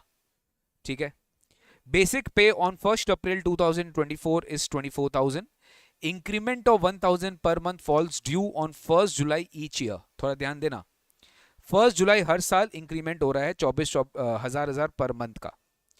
DA forming part है 100% ऑफ बेसिक पे, मतलब जितना बेसिक सैलरी उतना डीए भी मिल रहा है तुमको। Okay done.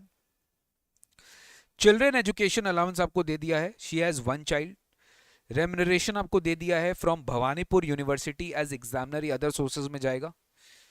Medical allowance fully taxable, bonus fully taxable. Employer provided with a free furnished accommodation in Kolkata. ठीक है, तो यहां पर आपको 10% ऑफ सैलरी लेना पड़ेगा। Fair rental value of the house is not relevant. Furnished with furniture ये relevant है, फर्नीचर का परक्विजिट टैक्सेबल होगा। स्वीपर वॉचमैन के सैलरीज टैक्सेबल हो जाएंगे। Free telephone was also provided, ये एग्जेम्प्ट हो जाएगा, एग्जेम्प्ट। ठीक है, telephone facilities fully exempt. She is member of RPF, contributed 14% of salary, 12% exempt हो जाएगा।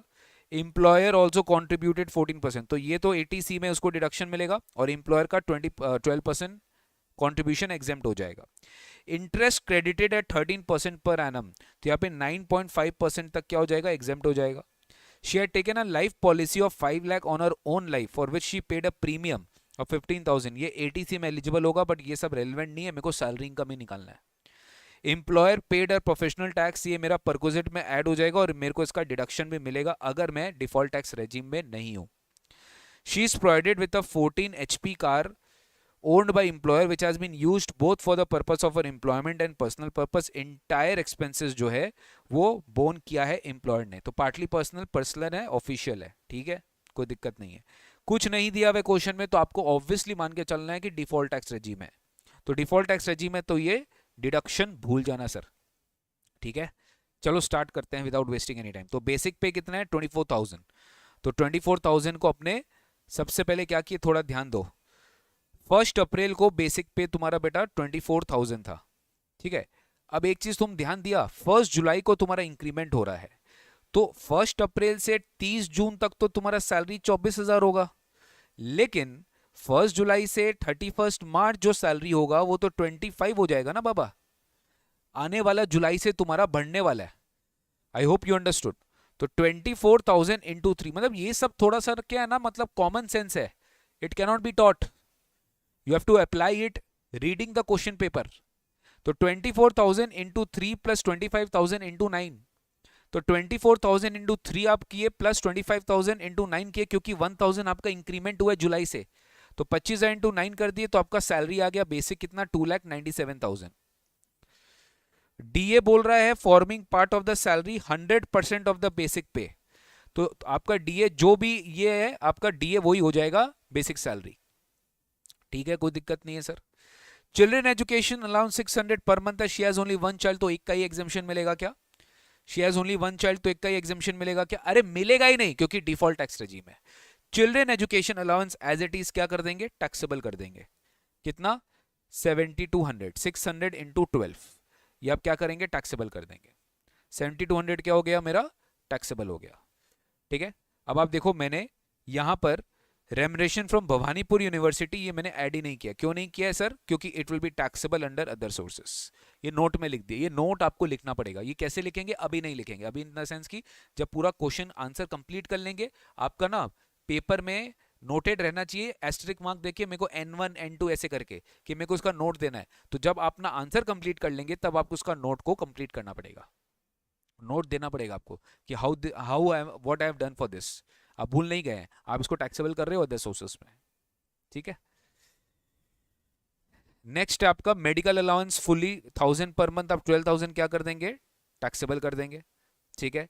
बोनस 15,000 आउटर कॉलम में लिख दिए। अलाउंसेस को इनर कॉलम के में क्यों लिख रहे हैं, क्योंकि अलाउंसेस का फाइनल टोटल हम बाहर लिखेंगे। अलाउंसेस में देखो DA, children education allowance, medical allowance, तीनों को अपने एड बैक करके अपने बाहर कर दिए। चाहे तो तुम उसको बाहर भी लिख सकते हैं, कोई प्रॉब्लम नहीं है। तुमको वर्किंग का कॉलम नहीं दिखाना है, मत दिखाओ। ठीक है। Employer provided furnished accommodation. Furnished accommodation employer ने प्रोवाइड किया। मैंने आपको बताया था कि हमेशा परक्विजिट्स कैलकुलेट करने के पहले ही आरएफए निकालना। ठीक है।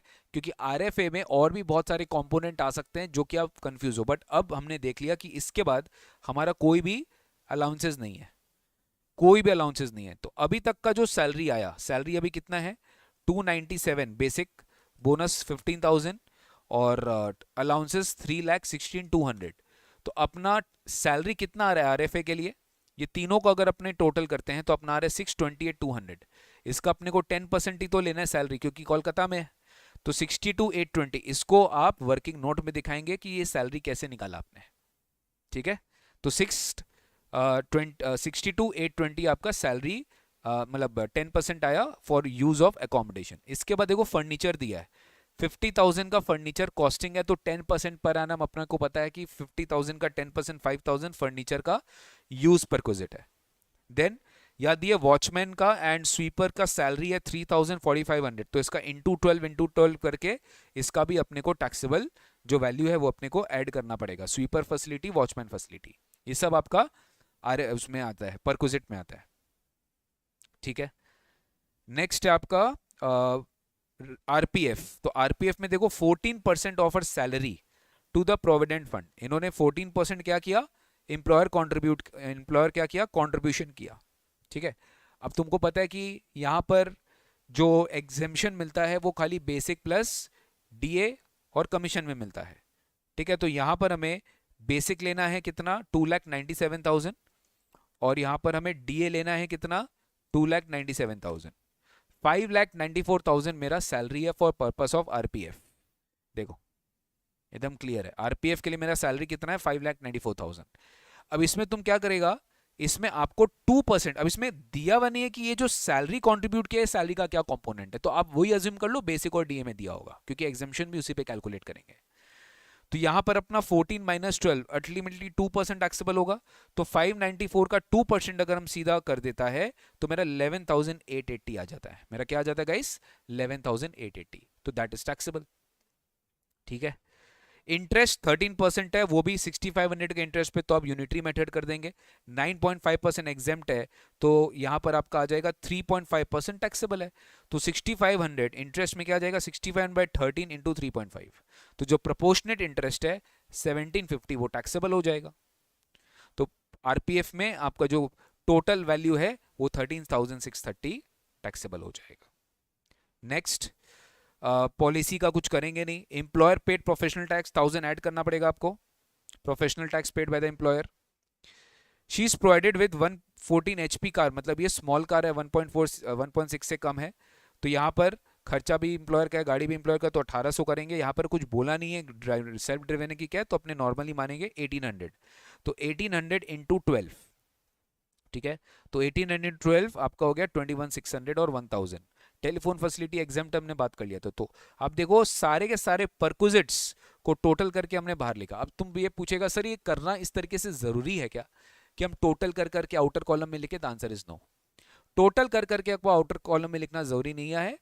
बेस्ट प्रेजेंटेशन तो यही है कि अलाउंसेस को अलग से दिखा दिया, परक्विजिट्स को अलग से दिखा दिया, टोटल कर दिया, एक साथ अमाउंट लिख दिया, इसे क्लियर हो जाता है। बाकी पीएफ को अलग से दिखा दिया।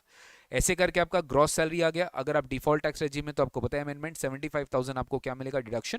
प्रोफेशनल टैक्स आपको नहीं मिलेगा सर, 75,000 माइनस करेंगे तो आपका आंसर आ जाएगा 7,47,250। And rest all in the default tax regime आपको एटीसी का डिडक्शन नहीं मिलता, ये अपने ऑलरेडी पहले डिस्कस कर लिए थे। लाइफ इंश्योरेंस प्रीमियम, जबरदस्त, अच्छा सवाल था ये।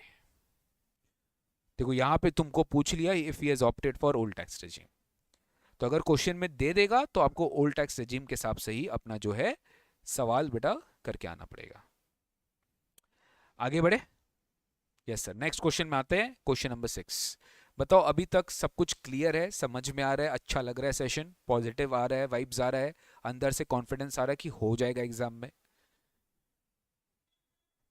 रिप्लाई करके बताइए।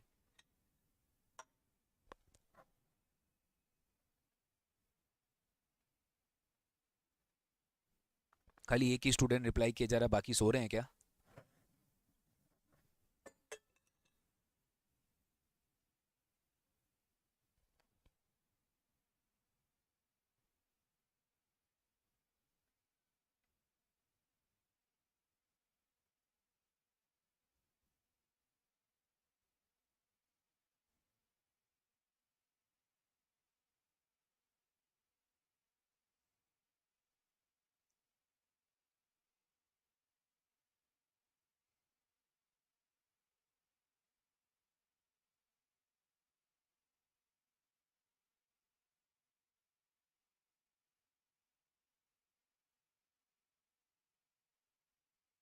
चलिए। Mister Rahul is the director of ABC limited, a private limited company. Mister Rahul is the director of ABC limited, a private limited company in Chennai. He furnishes the following particulars of his income for the financial year 24-25. उन्होंने ये सारा detail आपको दिया है, आपको salary income निकालना है, assuming as opted for old tax regime. Basic salary add कर देंगे 40,000 per month, 4,80,000। DA 50% forming part होगा तो 480 का 2,40,000 कर देंगे, ये आपका डीए हो गया। एचआरए दे दिया है, एचआरए है तो एग्जेम्पशन भी आएगा क्योंकि नीचे दे दिया old tax regime. During the year he stayed in a rented house paying monthly rent of 3,000। ठीक है, तो एचआरए आपका कितना है 2,500 पर मंथ, तो 60,000 हो गया आपका, सॉरी 30,000 हो गया एचआरए रिसीव्ड। ठीक है, अब इसमें आप लेस एग्जेम्पशन दिखाओगे 1030 ए में, ध्यान रखना डिफॉल्ट टैक्स रेजिम नहीं है तो मिल जाएगा आपको डिडक्शन एग्जेम्पशन। एक्चुअल एचआरए 30,000 है, 50% ऑफ सैलरी, यहाँ पे 50% ऑफ सैलरी क्या लेते हैं, वही बेसिक प्लस डीए, तो 480 प्लस 240। ठीक है, इसका 50%, क्योंकि एमकेडीसी मुंबई कोलकाता दिल्ली चेन्नई, ये चेन्नई में है, तो यहाँ पे 50% ऑफ सैलरी ले लिए 3.6 लाख। ठीक है, अब तुम देखो rent paid minus 10% of salary, rent कितना पे किया 3,000, 3,000 कितना हुआ 36,000, बट सैलरी कितना है बेटा, सैलरी वही है तुम्हारा कितना क्या बोलते हैं 7.2 लाख, तो 7.2 लाख इंटू 10%, तो तुम उतना रेंट ही नहीं दे रहा है, तो अल्टीमेटली तुम्हारा 36,000 माइनस 73 तो नेगेटिव आ गया, तो आपको एग्जेम्पशन नहीं मिलेगा। Depending on your salary structure तुम उतना रेंट नहीं दे रहा है, तो you will not be getting any exemption. तो नील हो गया ये, ठीक है, थोड़ा ध्यान देंगे, नील हो गया ये, इसको माइनस करके आके 30 मत दे देना, तो 30,000 जो है उसके अगेंस्ट में तुमको कोई एग्जेम्पशन नहीं मिलेगा सर, और अकॉर्डिंगली जो है आपका जो है टैक्सेबल हो गया ये। नेक्स्ट है children education allowance, 200 per month पर चाइल्ड, 3 चिल्ड्रन के लिए, मैक्सिमम एग्जेम्पशन 2 चिल्ड्रन के लिए मिलता है, तो 200 इंटू 12 इंटू 3 ये रिसीव हुआ है, एग्जेम्पशन खाली मैक्सिमम 100 इंटू 2 इंटू 12 मिलेगा, ये 2400 आपने लेस कर दिया। डन गाइस, तो अभी आप देखो ध्यान से क्या हो रहा है, 30,000 प्लस मेरा क्या बोलते हैं एचआरए, इसको ऐड करके आ रहा है मेरा 30,000। ठीक है, 7,200 माइनस 2,400, इसका जो डिफरेंस आ रहा है वो आ रहा है मेरा 4,800, तो मैंने चिल्ड्रन एजुकेशन अलाउंस का टैक्सेबल अमाउंट बाहर लिख दिया वर्किंग्स में 4,800। ठीक है, मेडिकल अलाउंस, आपको ये जो भी मेडिकल एक्सपेंस लग रहा है इसका कोई एग्जेम्पशन नहीं मिलता है, पूरा ये मेडिकल अलाउंस टैक्सेबल होता है 600 per month into 12, that is 7,200। He contributes 15% of salary to RPF, his employer also make a matching contribution, तो इसमें 3% क्या कर दोगे आप टैक्सेबल कर दोगे। इंटरेस्ट 12% है तो 9.5% एग्जेम्प्ट होता है, तो इसमें 2.5% आप क्या कर दोगे टैक्सेबल कर दोगे। 1200 सीसी कार है, लेस देन 1.6 है, तो यहाँ पर आपका 1,800 रुपया करके इंटू 12 करके आपका जो है एग्जेम्पशन होगा, आई मीन टैक्सेबल होगा sir. He was provided with a servant for his domestic work, his employer paid 1,500 per month, तो इसका इंटू 12 करके टैक्सेबल करना है। Professional tax paid of Rahul was also paid by his employer, ये add करना है पहले और फिर बाद में डिडक्शन भी देना है, और यहाँ पे स्टैंडर्ड डिडक्शन देना मत भूलना 50,000 का। देखो यही सब हुआ है, कार फैसिलिटी हमने 1800 ऐड कर दिया, ठीक है। डोमेस्टिक हेल्प ऐड कर दिया, प्रोफेशनल टैक्स ऐड कर दिया, ठीक है। अब एम्प्लॉयर कंट्रीब्यूशन में क्या हुआ है, देखो सेम चीज 480 और 720 पे तुमने क्या किया, पहले 15% यहाँ पे जो है ऐड कर दिया, और फिर हमने एग्जेम्पशन भी दे दिया, ठीक है, इंटू 15%। तो अगर आप देखोगे इसका अगर हम डायरेक्ट इंटू 3% करता तो भी मेरा आंसर यही आता, 21,600, ठीक है। इंटरेस्ट में भी सेम हमने किया, एग्जेम्पशन प्रोपोर्शनेटली कर दिया, ग्रॉस सैलरी निकाल दिया, स्टैंडर्ड डिडक्शन 50,000 होगा, और यहाँ पे प्रोफेशनल टैक्स का भी डिडक्शन आपको मिलेगा। इजी क्वेश्चन था सर, क्लियर है? हाँ। नेक्स्ट है मिस्टर रत्नाम, इसी तरह का क्वेश्चन है गाइस, कुछ करने का है नहीं इसमें। डिफॉल्ट टैक्स रेजिम है कि क्या है वो पता चल जाएगा, if is opted for old tax regime. अगर ये ओल्ड टैक्स रेजिम है तो फिर आपको सारे एग्जेम्पशन डिडक्शन जो है ये सब देने पड़ेंगे, ओके। ये क्वेश्चन करते हैं, और ये वाला क्वेश्चन करते हैं। Mister Madan an employee of M limited joined the service from 1 January 2022। यहाँ पे पे स्केल दिया है, इसलिए मैं सवाल करा रहा हूँ। यहाँ पे तुमको एक पे स्केल दिया है, थोड़ा मेहनत करना पड़ेगा। 20,000, 1,000, याद होगा graded system, salary in a graded system. 20,000, 1,000, 1,000 is an annual increment until you are reaching the grade of 30,000, ठीक है। तो यहाँ पे अपने सर्विस ज्वाइन किया 1 जनवरी 22 को, तो 1 जनवरी 22 थे 31 दिसंबर 22, वैसे 1 जनवरी 23, वैसे 1 जनवरी 24, वैसे 1 जनवरी 25, वैसे करके तुम्हारा 4 ग्रेड तक आ जाएगा। यहाँ पे 20,000 हो जाएगा, फिर 21 हो जाएगा, फिर 22 हो जाएगा, और फिर 23 हो जाएगा। अब इसमें क्या होगा, जब तुम प्रीवियस ईयर 24, 25 का सैलरी निकालोगे तो वहाँ पे तुमको 24 का यानी कि 22,000 का 9 मंथ्स का सैलरी लेना होगा, और फिर 25 वाले 1 जनवरी में तो तुम्हारा सैलरी बढ़ गया है, तो वहां पे तुमको 23,000 इंटू 3 मंथ्स लेना होगा। I know I am being fast, but I think this is the need of the hour. अगर आप इतना फास्ट समझ पा रहे हो तो ही समझ में आना चाहिए,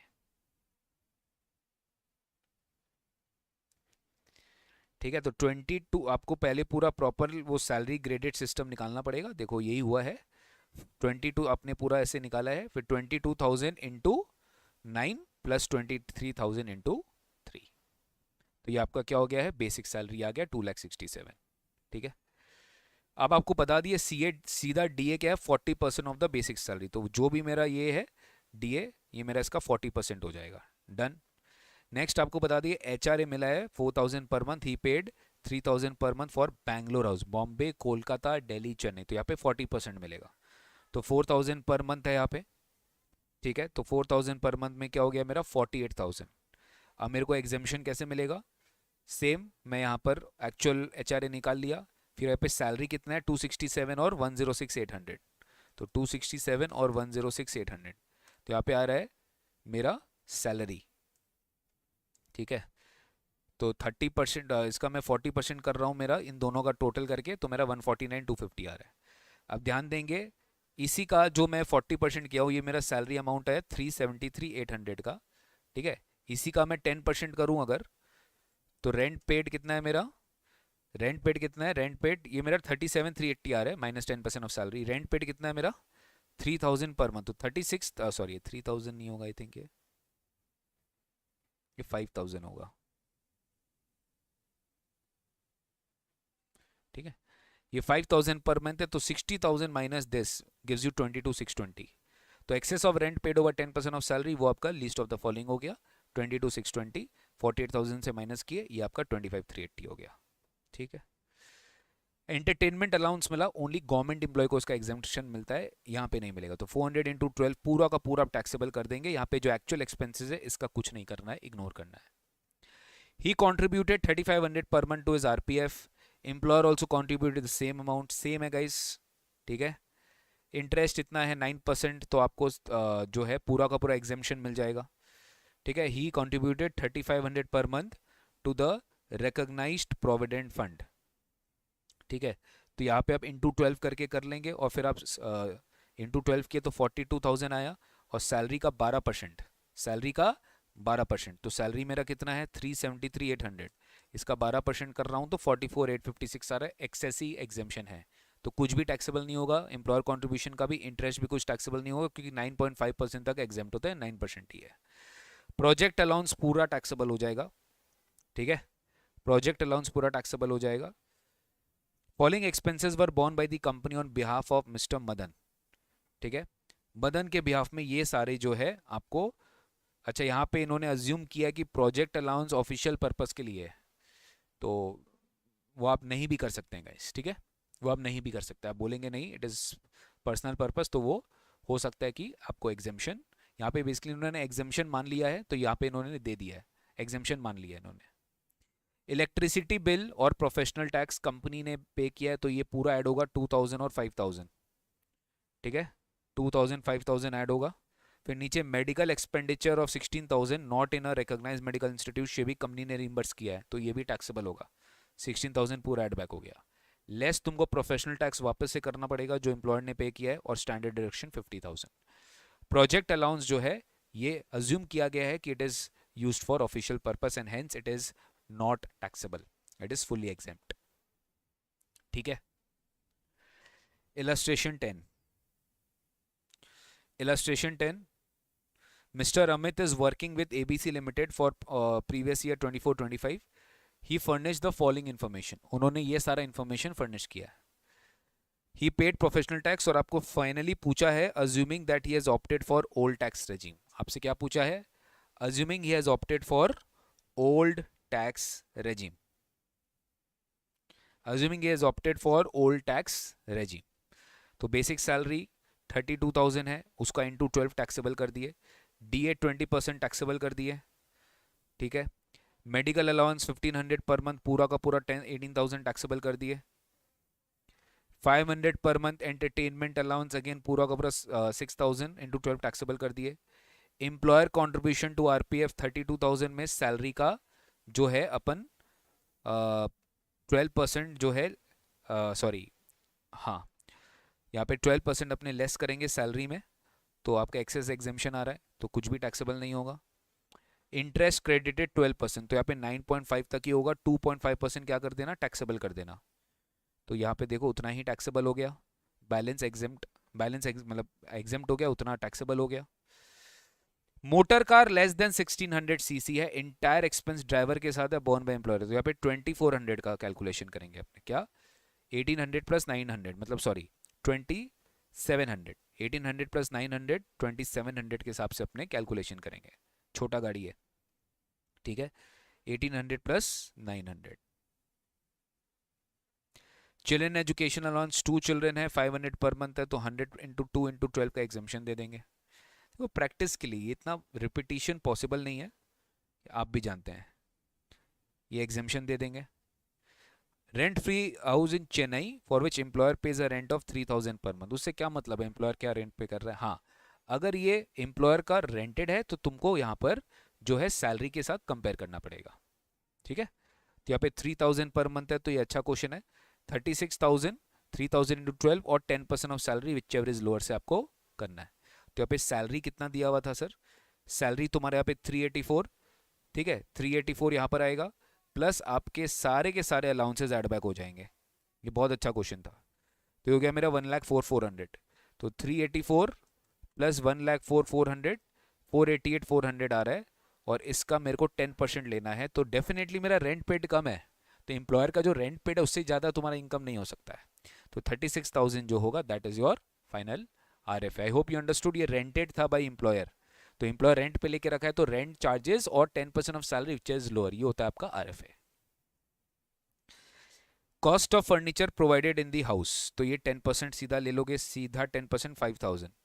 free services of a watchman 600 per month, तो यहाँ पे भी 7,200 अपने एड बैक कर देंगे, बहुत इजी क्वेश्चन था। स्टैंडर्ड डिडक्शन 50,000 का दे दिया, प्रोफेशनल टैक्स जो एम्प्लॉयर पे करा है 2640, अच्छा एम्प्लॉयर नहीं पे किया, वो खुद ही पे किया है, तो यहाँ पे कुछ भी एड बैक नहीं हो रहा है, खाली अपने लेस कर दिए प्रोफेशनल टैक्स, ठीक है, डन। बाकी एक सवाल है, खुद से कर लेंगे, कुछ भी नया नहीं है। लैपटॉप का जो यूज होता है वो पूरा टैक्सेबल नहीं होता है, ठीक है, प्रोफेशनल टैक्स ऐड बैक कर देंगे। Medical treatment in a private nursing home and is employer reimburse the amount, पूरा टैक्सेबल हो जाएगा ये। ठीक है, ये पूरा टैक्सेबल हो जाएगा। गिफ्ट ऑफ लैपटॉप, क्या लिखा है यहाँ पे, his employer presented him laptop computer costing ₹15,000। अच्छा, अगर ये तो यूज करने के लिए नहीं दिया है, अगर लैपटॉप दिया है यूज करने के लिए तो टैक्सेबल नहीं है। बट यहाँ पे आपको बोल दिया लैपटॉप कंप्यूटर प्रेजेंट किया है सर, प्रेजेंट, और ये 5,000 से ज्यादा है, तो जो डिफरेंशियल अमाउंट है ना, डिफरेंशियल अमाउंट, वो टैक्सेबल हो गया। लेकिन यूज करने के लिए नहीं दिया, यूज करने के लिए देता तो आप टैक्सेबल नहीं करते। I hope it is clear. Medical reimbursement पूरा टैक्सेबल हो गया, डोमेस्टिक सर्वेंट सैलरी पूरा टैक्सेबल हो गया, एंटरटेनमेंट अलाउंस पूरा टैक्सेबल हो गया, इंटरेस्ट में आपको 9.5% तक एग्जेम्पशन मिल जाएगा, चिल्ड्रन एजुकेशन अलाउंस एग्जेम्पशन मिल जाएगा, कंट्रीब्यूशन में 12% तक एग्जेम्पशन मिल जाएगा, ट्रांसपोर्ट अलाउंस पूरा टैक्सेबल, ये टैक्सेबल, ये टैक्सेबल। ठीक है, RFA रेंट पेड है 5,000 पर मंथ, तो आप 60,000 से कंपेयर कर लेना सैलरी के साथ, बस हो गया। स्टैंडर्ड डिडक्शन देना मत भूलना भाई, 50,000 स्टैंडर्ड डिडक्शन देना मत भूलना। So this is done, the first part, the first head of income, income from salary, very detailed। इससे बियॉन्ड तो क्या आएगा इंस्टीट्यूट, क्या तो देगा, सब तो पूछ लिया, सारे ट्रीटमेंट्स ऑलमोस्ट सारे डिस्कस हो गए।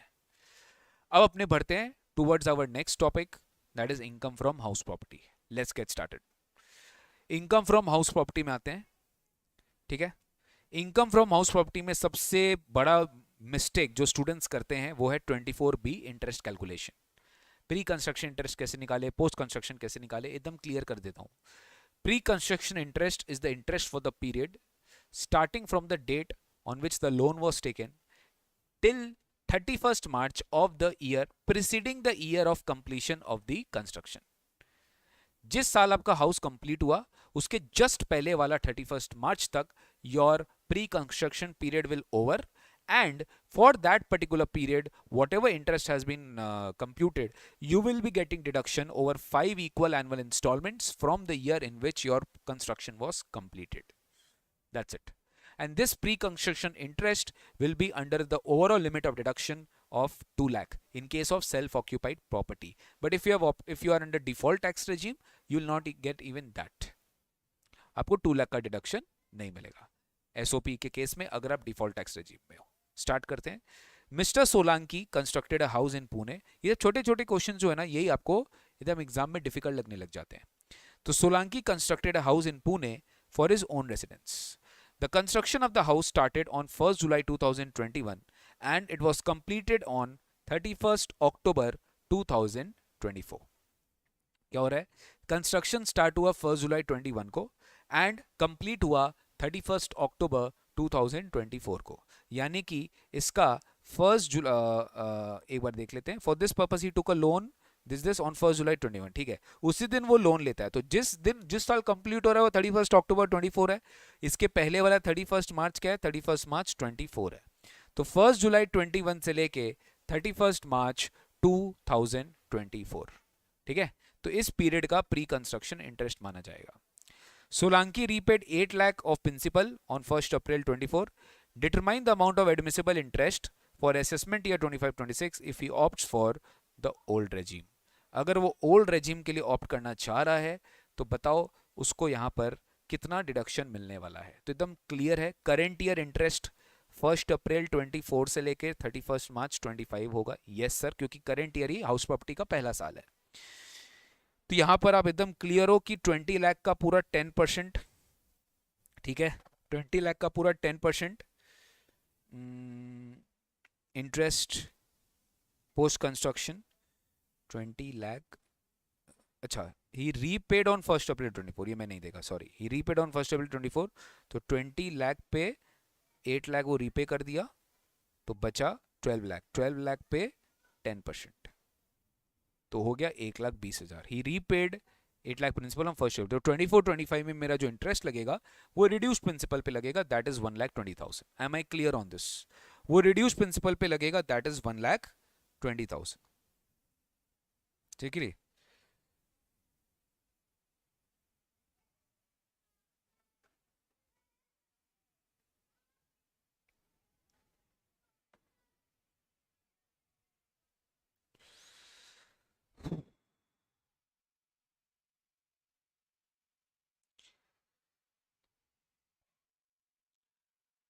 अब इसमें एक बात है, 20 लाख माइनस 8 लाख, 12 लाख का 10% है। अब इसमें आप देखो, पहले तो 20 लाख आउटस्टैंडिंग था। अब 1 जुलाई 21 से 31 मार्च 24 के बीच में, 1 जुलाई 21 से 31 मार्च 24 के बीच में, पहले ईयर वाइज चलते हैं। पहले 21-22 में चलते हैं। 21-22 में मेरा 9 मंथ्स था, तो 20 लाख के ऊपर रेट ऑफ इंटरेस्ट 10% अगर लगाऊं, इंटू 9/12 करना है अपने को।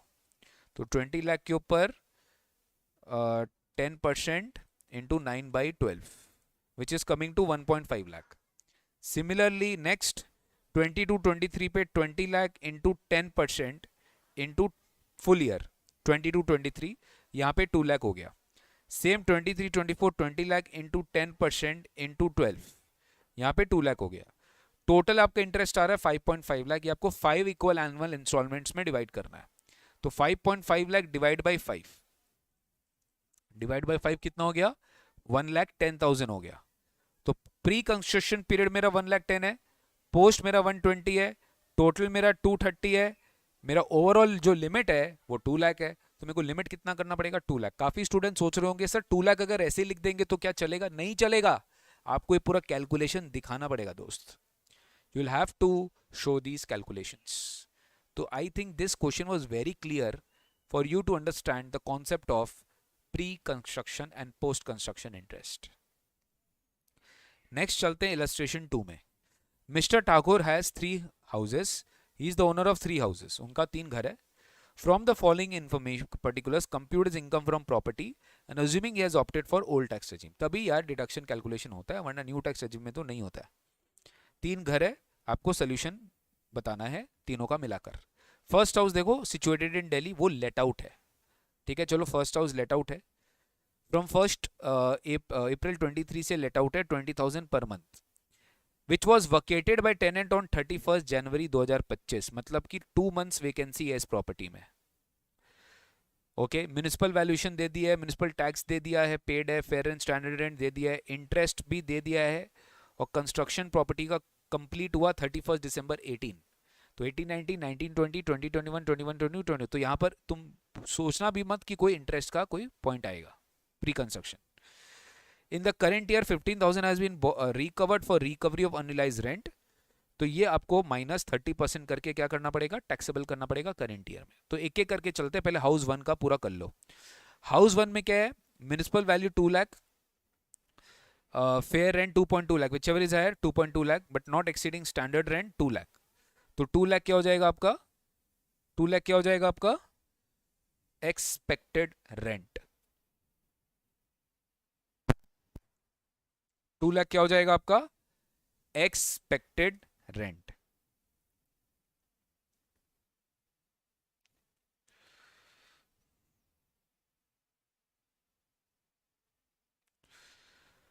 टू लाख हो जाएगा आपका एक्सपेक्टेड रेंट। नेक्स्ट आते हैं एक्चुअल रेंट।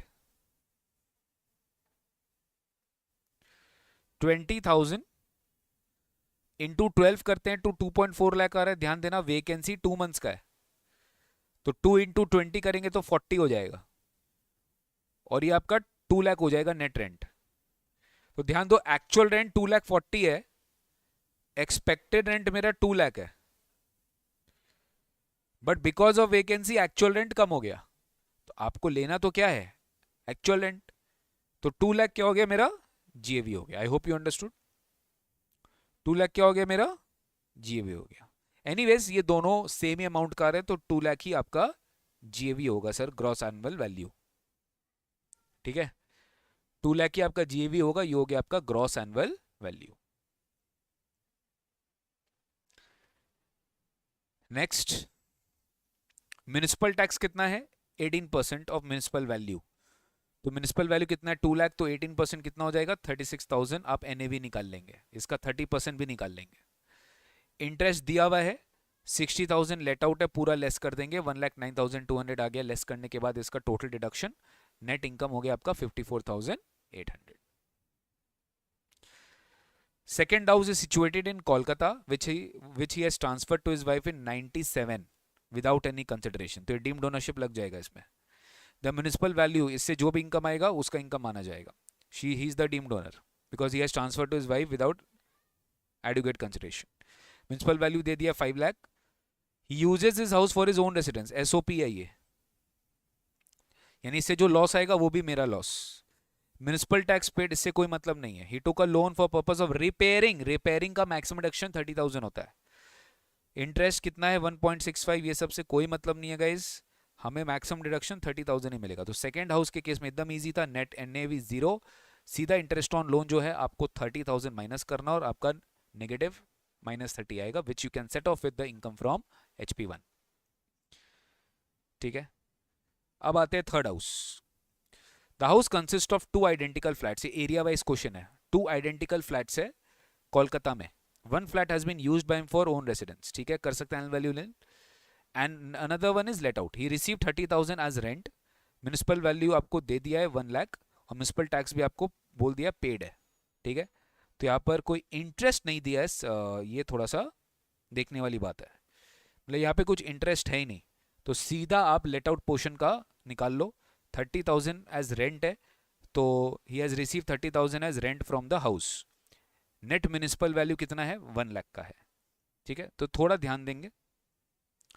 50,000 मेरा क्या है म्यूनिसिपल वैल्यू, ये मेरा एक्सपेक्टेड रेंट है. 50,000 दिया हुआ था.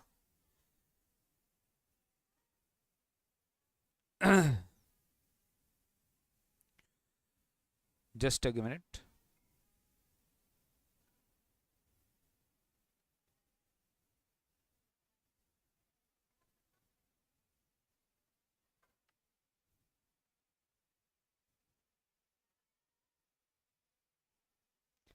Just a minute. Okay.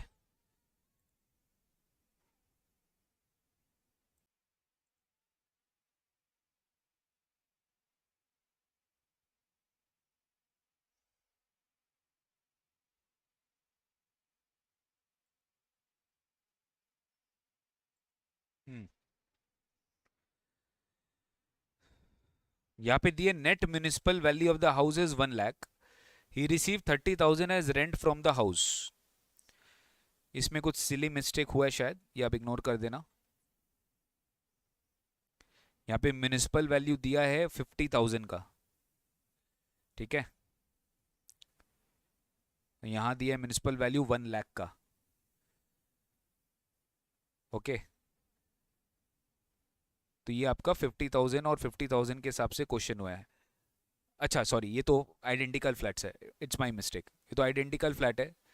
Identical flat है, एरिया वाइज यूनिट है, तो अपने को 50-50% करना है. करेक्ट. तो ये 50,000 हो गया, तो 50,000 अपने यहाँ ले लिए.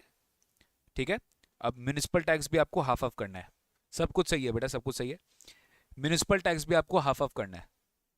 म्यूनिसिपल टैक्स क्या है 9%. तो 9% है आपका 1 लाख का, तो ये डिवाइड बाई 2 करना होगा आपको. डिवाइड बाई 2 आप कर देंगे 4,500. तो 45,500 हो गया. इसका 30% स्टैंडर्ड दे देंगे. इंटरेस्ट कुछ नहीं है, और यहाँ पे सेल्फ ऑक्यूपाइड में कुछ नहीं करेंगे क्योंकि इंटरेस्ट ही कुछ नहीं है. रिकवरी ऑफ अनरियलाइज रेंट है दिया हुआ क्वेश्चन में लास्ट में कि 15,000 रिकवरी आपका है, तो 15,000 में आप लेस 30% डिडक्शन दे के नेट को टैक्सेबल करके फाइनल आंसर निकाल लेंगे. ठीक है, इलस्ट्रेशन 3 में आइए. सीए इंस्टीट्यूट के मैट का ऑलमोस्ट सिमिलर क्वेश्चन है ये. के Rathi is the owner of a house in Durgapur. ठीक है, के Rathi is the owner of a house in Durgapur. The house is divided into 2 equal residential units. One unit own purpose है, other unit rented है. Same है, half half करना है. खाली actual rent को नहीं करेंगे. Rented unit vacant for 2 months है. पर्टिकुलर्स ऑफ द हाउस आपको दे दिया है. Standard and municipal value this, तो इसका तीनों का म्यूनिसिपल वैल्यू फर्नीचर है 1,90,000. हाँ, तो 162 हो गया, तो 81,000 हो गया इसका म्यूनिसिपल वैल्यू. ठीक है, ईआर हो गया आपका.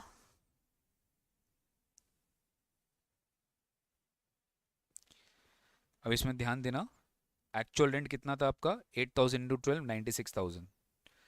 अब वैकेंसी कितना है 2 मंथ्स का, तो 2 इंटू 8,000 कितना हुआ 16,000. तो ये हो गया आपका 80,000. तो यहाँ पर आपको 80,000 को कंपेयर करना है 81 से. तो sir because of vacancy this is reducing, तो यहाँ पे आपका जो जीवी आएगा वो 80,000 आएगा. आपका जो जीवी आएगा वो क्या आएगा 80,000 आएगा.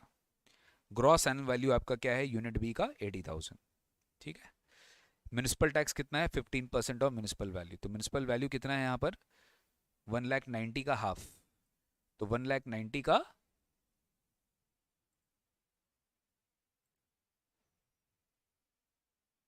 Just a minute guys,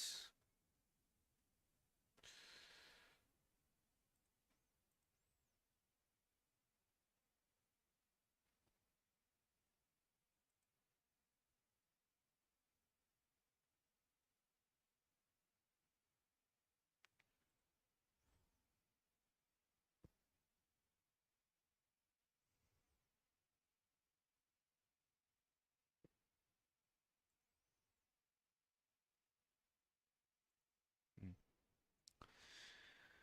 15% of municipal value. तो म्यूनिसिपल वैल्यू अपना आ गया 190 का हाफ, दैट इज 95,000, और 95,000 का हमें क्या लेना है इनटू 15%,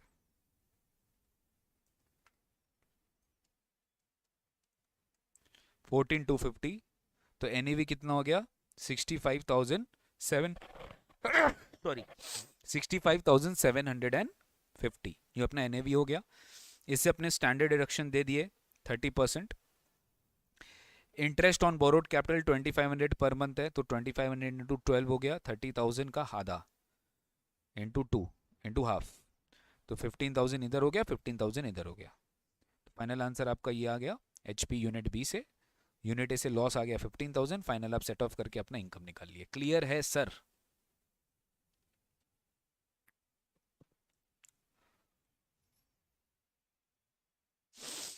इलस्ट्रेशन 4 इसी तरीके से आप कर लोगे। 3 घर दिया हुआ है, ठीक है।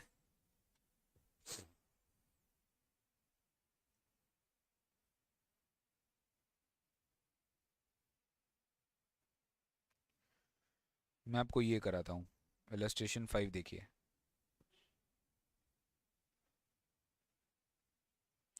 Arun is the owner of 2 houses in Chennai. From the following particulars, compute his income from house property assuming he has opted for old tax regime. Assuming करके अगर वो ओल्ड टैक्स रेजिम में है तो आपको इसका इनकम कैलकुलेट करके बताना है, ठीक है। हाउस 1 है, हाउस 2 है। हाउस 1 क्या है, house was purchased in the year 11-12। 2 units है, यूनिट 1 50% लेट आउट है, रेंट रिसीव्ड है। यूनिट 1 वेकेंट था 2 मंथ्स का। Unit 2 50% utilised for own residence. Other particulars क्या है, F R M V S R सब दे दिया है, म्यूनसिपल टैक्स दे दिया, रिपेयर दे दिया, इंटरेस्ट दे दिया। फायर इंश्योरेंस प्रीमियम का कुछ नहीं होता है sir. House number 1, house number 2। House number 1 में यहाँ पे फेयर रेंट आपको दे दिया है 248 M V which ever is higher 248 but not exceeding standard rent 228। थोड़ा ध्यान देंगे, ये 2 यूनिट है तो यहाँ पे भी आपको डिवाइड करना पड़ेगा 1 लाख, ठीक है। 2,28,000 है तो 228 का आधा कितना हो जाता है, 228 का आधा कितना हो जाता है 120, ठीक है। 228 का आधा कितना हो जाता है 1,14,000। तो आपका रीजनेबल एक्सपेक्टेड रेंट है। अपने क्या किए, बेसिकली अपने लास्ट में हाफ कर दिए, ये इसमें पहले हाफ कर दिए, और कोई डिफरेंस नहीं है। आपका एक्चुअल रेंट कितना है 1 लाख, जो आपको रिसीव हुआ है, ध्यान देना रिसीव हुआ है। बट आपका वेकेंसी कितना था 2 मंथ्स का, आपका वेकेंसी कितना था 2 मंथ्स का। और यहाँ पे क्लियर दिया है कि आपने 10 मंथ्स बेसिकली लेट आउट किया होगा, तो 10 इंटू 10,000 हुआ होगा, तो 1,20,000 हुआ होगा मेरा, देखा जाए तो ध्यान दो। 1,20,000 मेरा एक्चुअल रेंट रिसीवेबल होगा। वैकेंसी मेरा 2 मंथ का था तो 20,000, तो मेरा एक्चुअल रेंट रिसीव हुआ है 1,00,000। तो ध्यान दो, मेरा एक्चुअल रेंट बिफोर वैकेंसी तो एक्सपेक्टेड रेंट से ज़्यादा था, तो मेरा because of vacancy it got reduced, तो मेरा फाइनली जीएवी क्या होगा 1 लाख होगा। ये बहुत इंपॉर्टेंट क्वेश्चन था। रिसीव्ड वर्ड दिया है, रिसीव्ड वर्ड, तो यहाँ पे 10 महीने का ही रेंट दिया, तुमको 12 महीने का रिसीवेबल करके फिर लेस वैकेंसी करके दिखाना था, ठीक है। तो लेस करके आप दिखाएंगे 1 लाख, तो 1 लाख आपका जीएवी आ जाएगा। तो जीएवी आपने 1 लाख निकाल दिया, डन गाइस। फिर म्यूनिसिपल टैक्स कितना है, म्यूनिसिपल टैक्स 20,000, तो हाफ ऑफ है 10,000, यहाँ हो गया 90 का 30% दे दिए। इंटरेस्ट कितना दिया हुआ है यहाँ पर 1,20,000, तो हाफ ऑफ हो जाएगा 60 इधर 60 उधर, तो यहाँ -60 हो गया सेल्फ ऑक्यूपाइड में, या 60 करके डिडक्शन लेके 3,000 हो गया, ठीक है सर, कोई दिक्कत नहीं है। नेक्स्ट आते हैं 60,000 आपका यहाँ पर इंटरेस्ट ऑन लोन आ गया सर, ठीक है।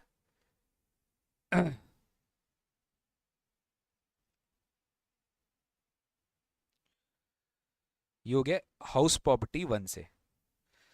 अब अपने आते हैं house property 2।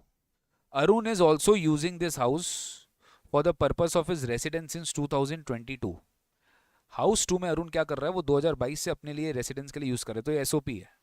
He took a loan of 12 lakh at the rate of 10% for construction of the house on 1st April 19 and construction was completed on 1st June 22। मतलब 22-23 से आपका करेंट ईयर चालू हो गया। 23-24, 24-25 ये आपका थर्ड ईयर है। तो अब एक्सपेक्ट करना कि ये थर्ड ईयर में आपको 1/5 डिडक्शन मिलेगा प्री कंस्ट्रक्शन का। He repaid the principal amount to the extent of 2 lakh on 30th June. थोड़ा ध्यान देना, 30th जून को वो रीपे कर दिया है, 30th जून को रीपे किया है, तो प्री कंस्ट्रक्शन को इससे फर्क नहीं पड़ता, करंट ईयर को जरूर फर्क पड़ेगा। No interest was paid during the year 24-25। हो 24-25 में इंटरेस्ट था ही नहीं, तो करंट ईयर इंटरेस्ट जीरो है। Municipal value of the house आपको दे दिया 3 lakh, paid 10,000 as municipal tax and 5,000 for repairs. Repairs का कोई डिडक्शन नहीं मिलेगा इसमें, क्योंकि ये एसओपी है। लेट मी टेल यू, क्योंकि एसओपी है तो एसओपी के केस में तो ऑलरेडी इसका एनुअल वैल्यू जीरो हो चुका है, आपने को खाली इसका इंटरेस्ट निकालना है। तो देखो गाइस क्या होगा, कंस्ट्रक्शन कब से आई मीन लोन कब लिया है, ये टुक अ लोन ऑन 1st अप्रैल 19, तो 1920 से लेकर 1st जून 22 को कंप्लीट हुआ है, तो 31st मार्च 22 तक, तो 1920, 20, 21, 20 3 साल का इंटरेस्ट निकालना है आपको। एकदम सिंपल है, 12 लाख के ऊपर 10% निकाल लिए, ठीक है। देखो इंटू 12 ये 1,20,000 हो गया, ठीक है। ऐसा भी 1,20,000।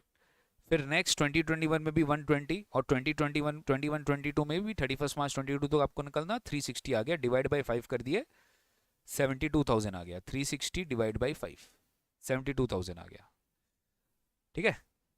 72,000 आ गया आपका 1/5 करके। अब आप थोड़ा ध्यान दो, he repaid the principal amount of this, no interest was paid. अरे पेड नहीं है तो क्या हुआ, एक्रूअल बेसिस पे आपको इंटरेस्ट का डिडक्शन मिलता है, ये ट्रिक था। एक्रूअल बेसिस में आपको इंटरेस्ट का जो है डिडक्शन मिलता है, तो एक्रूअल बेसिस पे आप इंटरेस्ट का डिडक्शन कर देंगे। मैं चेक करता हूं भरमर, एक बार वेट करो। यहां पे अब इंटरेस्ट का डिडक्शन जो है वो आप कैलकुलेट करके बता देंगे इलस्ट्रेशन। तो यहां पर इंटरेस्ट कैसे निकालेंगे आप, 1st अप्रैल 19 से लेके 31st मार्च 22, तो 1st अप्रैल 19 से लेके 31st मार्च 22 डन। तो यहाँ पर आप करेंट ईयर में आपका जो रीपेमेंट हुआ है 2 लाख का रिपेमेंट हुआ है 30th जून को, तो अप्रैल में जून, अप्रैल में जून तो पूरा 12 लाख पे निकालेंगे और उसके बाद 10 लाख पे निकालेंगे, यही तो है। 12 लाख पे निकालेंगे 3 मंथ्स, अप्रैल में जून, तो 12 लाख इंटू 10% 3 मंथ्स 30,000, और उसके बाद -2 लाख करके 10 लाख इंटू 10% इंटू 9 मंथ्स 75। तो तीनों को टोटल कर दिए 72 + 30 + 75, 1,05,000 टोटल इंटरेस्ट हो गया इसका। और आपका जो आपका 1/5 करके हैं उसमें जो है दैट इज बेसिकली 72,000, तो टोटल आपका जो इंटरेस्ट आ जाएगा allowable under 24B that is 1,77,000। बस इसमें एक बात आपको ध्यान रखनी है कि ये जो मेरा 177 है, ऊपर मेरा 60,000 है, नीचे मेरा 177 है, दोनों घर मिला के ये टोटल मेरा 2 लाख से ज़्यादा नहीं हो सकता है, तो मैक्सिमम मेरा 2 लाख होगा। 3,000 मेरा पॉजिटिव इनकम है, तो मेरा नेगेटिव लॉस कितना हो सकता है, मैक्सिमम नेगेटिव मतलब इनकम, नेगेटिव इनकम कितना हो सकता है, लॉस कितना हो सकता है, 1,77,000 minus 60, overall restricted to 2 lakh, -2 lakh + 3,000 -1,97,000। बहुत ही अच्छा क्वेश्चन था ये। मतलब स्टूडेंट क्या करेगा पता है, उसको ये याद रहेगा कि अरे हाँ ये तो 177 है, 60 और इसको सेट ऑफ करके वो अपना, नहीं, आपको फाइनली अपना पिक्चर क्लियर होने के बाद सेट ऑफ करना है, ठीक है। एक बार सैलरी में जाता हूं भाई, सैलरी में देखो मेरे लिए पॉसिबल नहीं है कि मैं एक एक क्वेश्चन का ये प्लस माइनस चेक करूं, ये खुद से अगर तुम्हें लगता है कि इसमें कुछ मिस्टेक है तो आप खुद से देख लेना, ठीक है। मेरे लिए पॉसिबल नहीं है बेटा क्यों? क्योंकि मैं आपको टेक्निक समझाने के लिए आया हूँ, मैं आपसे ओवरऑल प्रैक्टिस करवाने के लिए आया हूँ. It's not possible for me to check each and everything. हाँ, ओवरऑल स्टेप सही होना चाहिए. एक एक फिगर को मैं प्लस करके नहीं देख सकता, बट आप बोले तो एक बार चेक कर लेता हूँ. 53,500 इंटू 8, 4,28,000 प्लस 47,500 प्लस 47,500, ये बिल्कुल सही है. 47,500 का 50% 23,750, तो 26,750 इंटू 8 प्लस 23,750 प्लस 23,750. एक मिनट, 26,750 इंटू 8 प्लस 23,750 प्लस 23,750, ये गलत है. 261,500 होगा ये.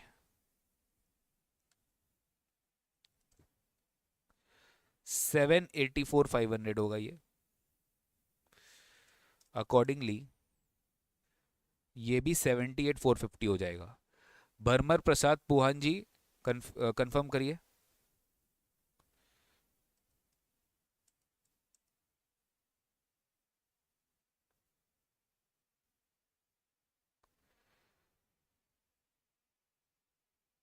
एट 950 एग्जेम्प्टेड अमाउंट है.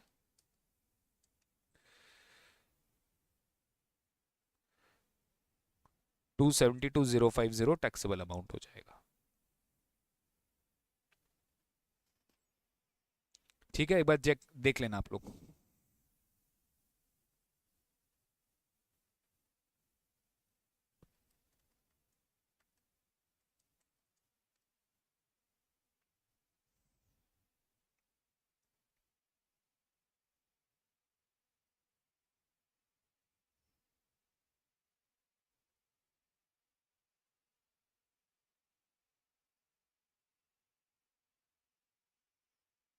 चलो नेक्स्ट क्वेश्चन में बढ़ते हैं. ये बहुत अच्छा क्वेश्चन था ये. ओके, ऐसा क्वेश्चन आ सकता है एग्जाम में. अरुण, अरुण वाला.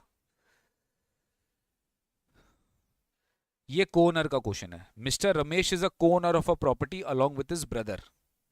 Mister Ramesh is a co owner of a property along with his brother. MV दे दिया, एफआर दे दिया, एसआर दे दिया, रेंट रिसीव्ड दे दिया. Loan is jointly taken and interest charged by the bank is this much, out of which 71,000 has been paid. Doesn't matter, interest is always allowed on accrual basis. Interest on unpaid interest allow नहीं किया जाता. But to repay the loan, Ramesh and his brother have taken a fresh loan. Interest charges this much. Municipal tax have been paid by the tenant. इसका भी deduction आपको नहीं मिलता है. You need to compute the income from house property chargeable in the hands of Ramesh. MVFRSR, municipal value of fair and whichever is higher, 1.6 lakhs but not exceeding standard rent. तो ये हो गया आपका 1.6 lakhs आपका expected rent. Actual rent कितना हो गया? 15,000 rent received है. ठीक है, तो 15,000 इंटू 12, तो 1,60,000 हो गया आपका एक्सपेक्टेड रेंट. 15,000 इंटू 12, 1,80,000 हो गया आपका एक्चुअल रेंट. आपका जेवी हो गया 1,80,000. ठीक है, बहुत बढ़िया सर. 1,80,000 आपका जेवी हो गया. अब इसके बाद म्यूनिसिपल टैक्स आपका कोई आपको डिडक्शन नहीं मिलेगा म्यूनिसिपल टैक्स का, क्योंकि टेनेंट ने पे किया है. तो एनएवी कितना हो गया सर? 1,80,000 हो गया. स्टैंडर्ड डिडक्शन कितना हो जाएगा? 30% यहाँ पे आपका स्टैंडर्ड डिडक्शन हो जाएगा. इंटरेस्ट ऑन बोरोड लोन कितना है? Interest on borrowed loan 75 plus 5, 80,000. 80,000 का आपको डिडक्शन मिलेगा, ये ध्यान रखिएगा. ठीक है, 75,000 प्लस 5,000, 80,000 का आपको डिडक्शन मिलेगा. और फाइनली आपका जो इनकम फ्रॉम प्रॉपर्टी है वो 46 होगा. और यहाँ पे को ओनरशिप है तो जॉइंटली ओनरशिप है, तो डिवाइड बाय 2 करके रिस्पेक्टिव ओनर के हाथ में 23,000 ईच जो होगा वो इनकम टैक्सेबल हो जाएगा. 23,000 ईच जो है वो आपका income from house property taxable हो जाएगा. So this was the second part, that is salaries, I mean house property. तो अपने आज रेसिडेंशियल स्टेटस कवर किए, एग्रीकल्चरल इनकम कवर किए, अपने आज हाउस प्रॉपर्टी कवर किए, अपने आज सैलरी कवर किए. बहुत ज़बरदस्त पोर्शन अपने कवर किए.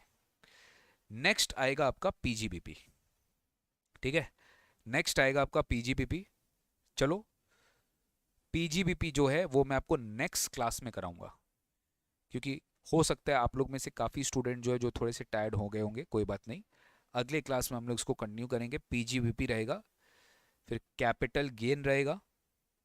ठीक है, PGBP capital gain other sources, ये अपना अगला क्लास में होगा पीजीबीपी, दैट इज टुमारो, कल ही अपना अगला क्लास 11:30 बजे सुबह 11:30 AM, कल ही अपना अगला class PGBP capital gain other sources.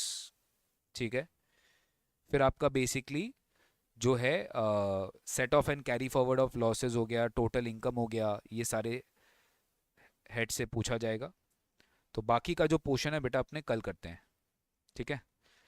बाकी वाला जो पोर्शन है लेट्स डू इट टुमारो, ठीक है। इसको एक बार में करना पॉसिबल नहीं है, we'll break into 2-3 sessions, maybe I'll take one more session and we'll continue with this tomorrow and day after again, ठीक है। I hope it is clear, सब कुछ आप लोग को एकदम क्लियर हो गया है, समझ में आ रहा है। एंड ट्रस्ट मी, ये जितने भी आप लोग के लिए सेशंस लिए जा रहे हैं, इसका एक ही मोटिव है कि आप लोग को इस वक्त ये पता चलना चाहिए कि you will only have to practice and revise, practice and revise, revise after practice, so that you will understand कि ये मेरे प्रॉब्लम्स एरिया थे, ये मुझे ठीक करने थे, मैंने ठीक कर लिया। So this is what I expect from you guys. तो guys please be very careful and I am sure कि आप इस चीज़ को जो है फ्रूटफुली जो है प्लान करके अपना रिविजन करेंगे, ठीक है। So with this I conclude my session, will meet you tomorrow at 11:30 AM sharp, and I hope that you will attend the session and you will also get a complete clarity कि yes, whatever I am studying I am also able to solve it, able to मतलब जो whatever question I am seeing, yes, things are coming in my mind that this is how the answer has to be framed, ठीक है। So this is my exact objective. By the way you should also try, जैसे मैंने आपको बताया 2-3 question आप घर पे करो, you should try writing those answers and then compare with the institute का solution, definitely you will have a lots of confidence, ठीक है। तो मिलते हैं आप लोग से नेक्स्ट सेशन में, till then take care, God bless you, bye bye, see you very soon tomorrow, bye bye.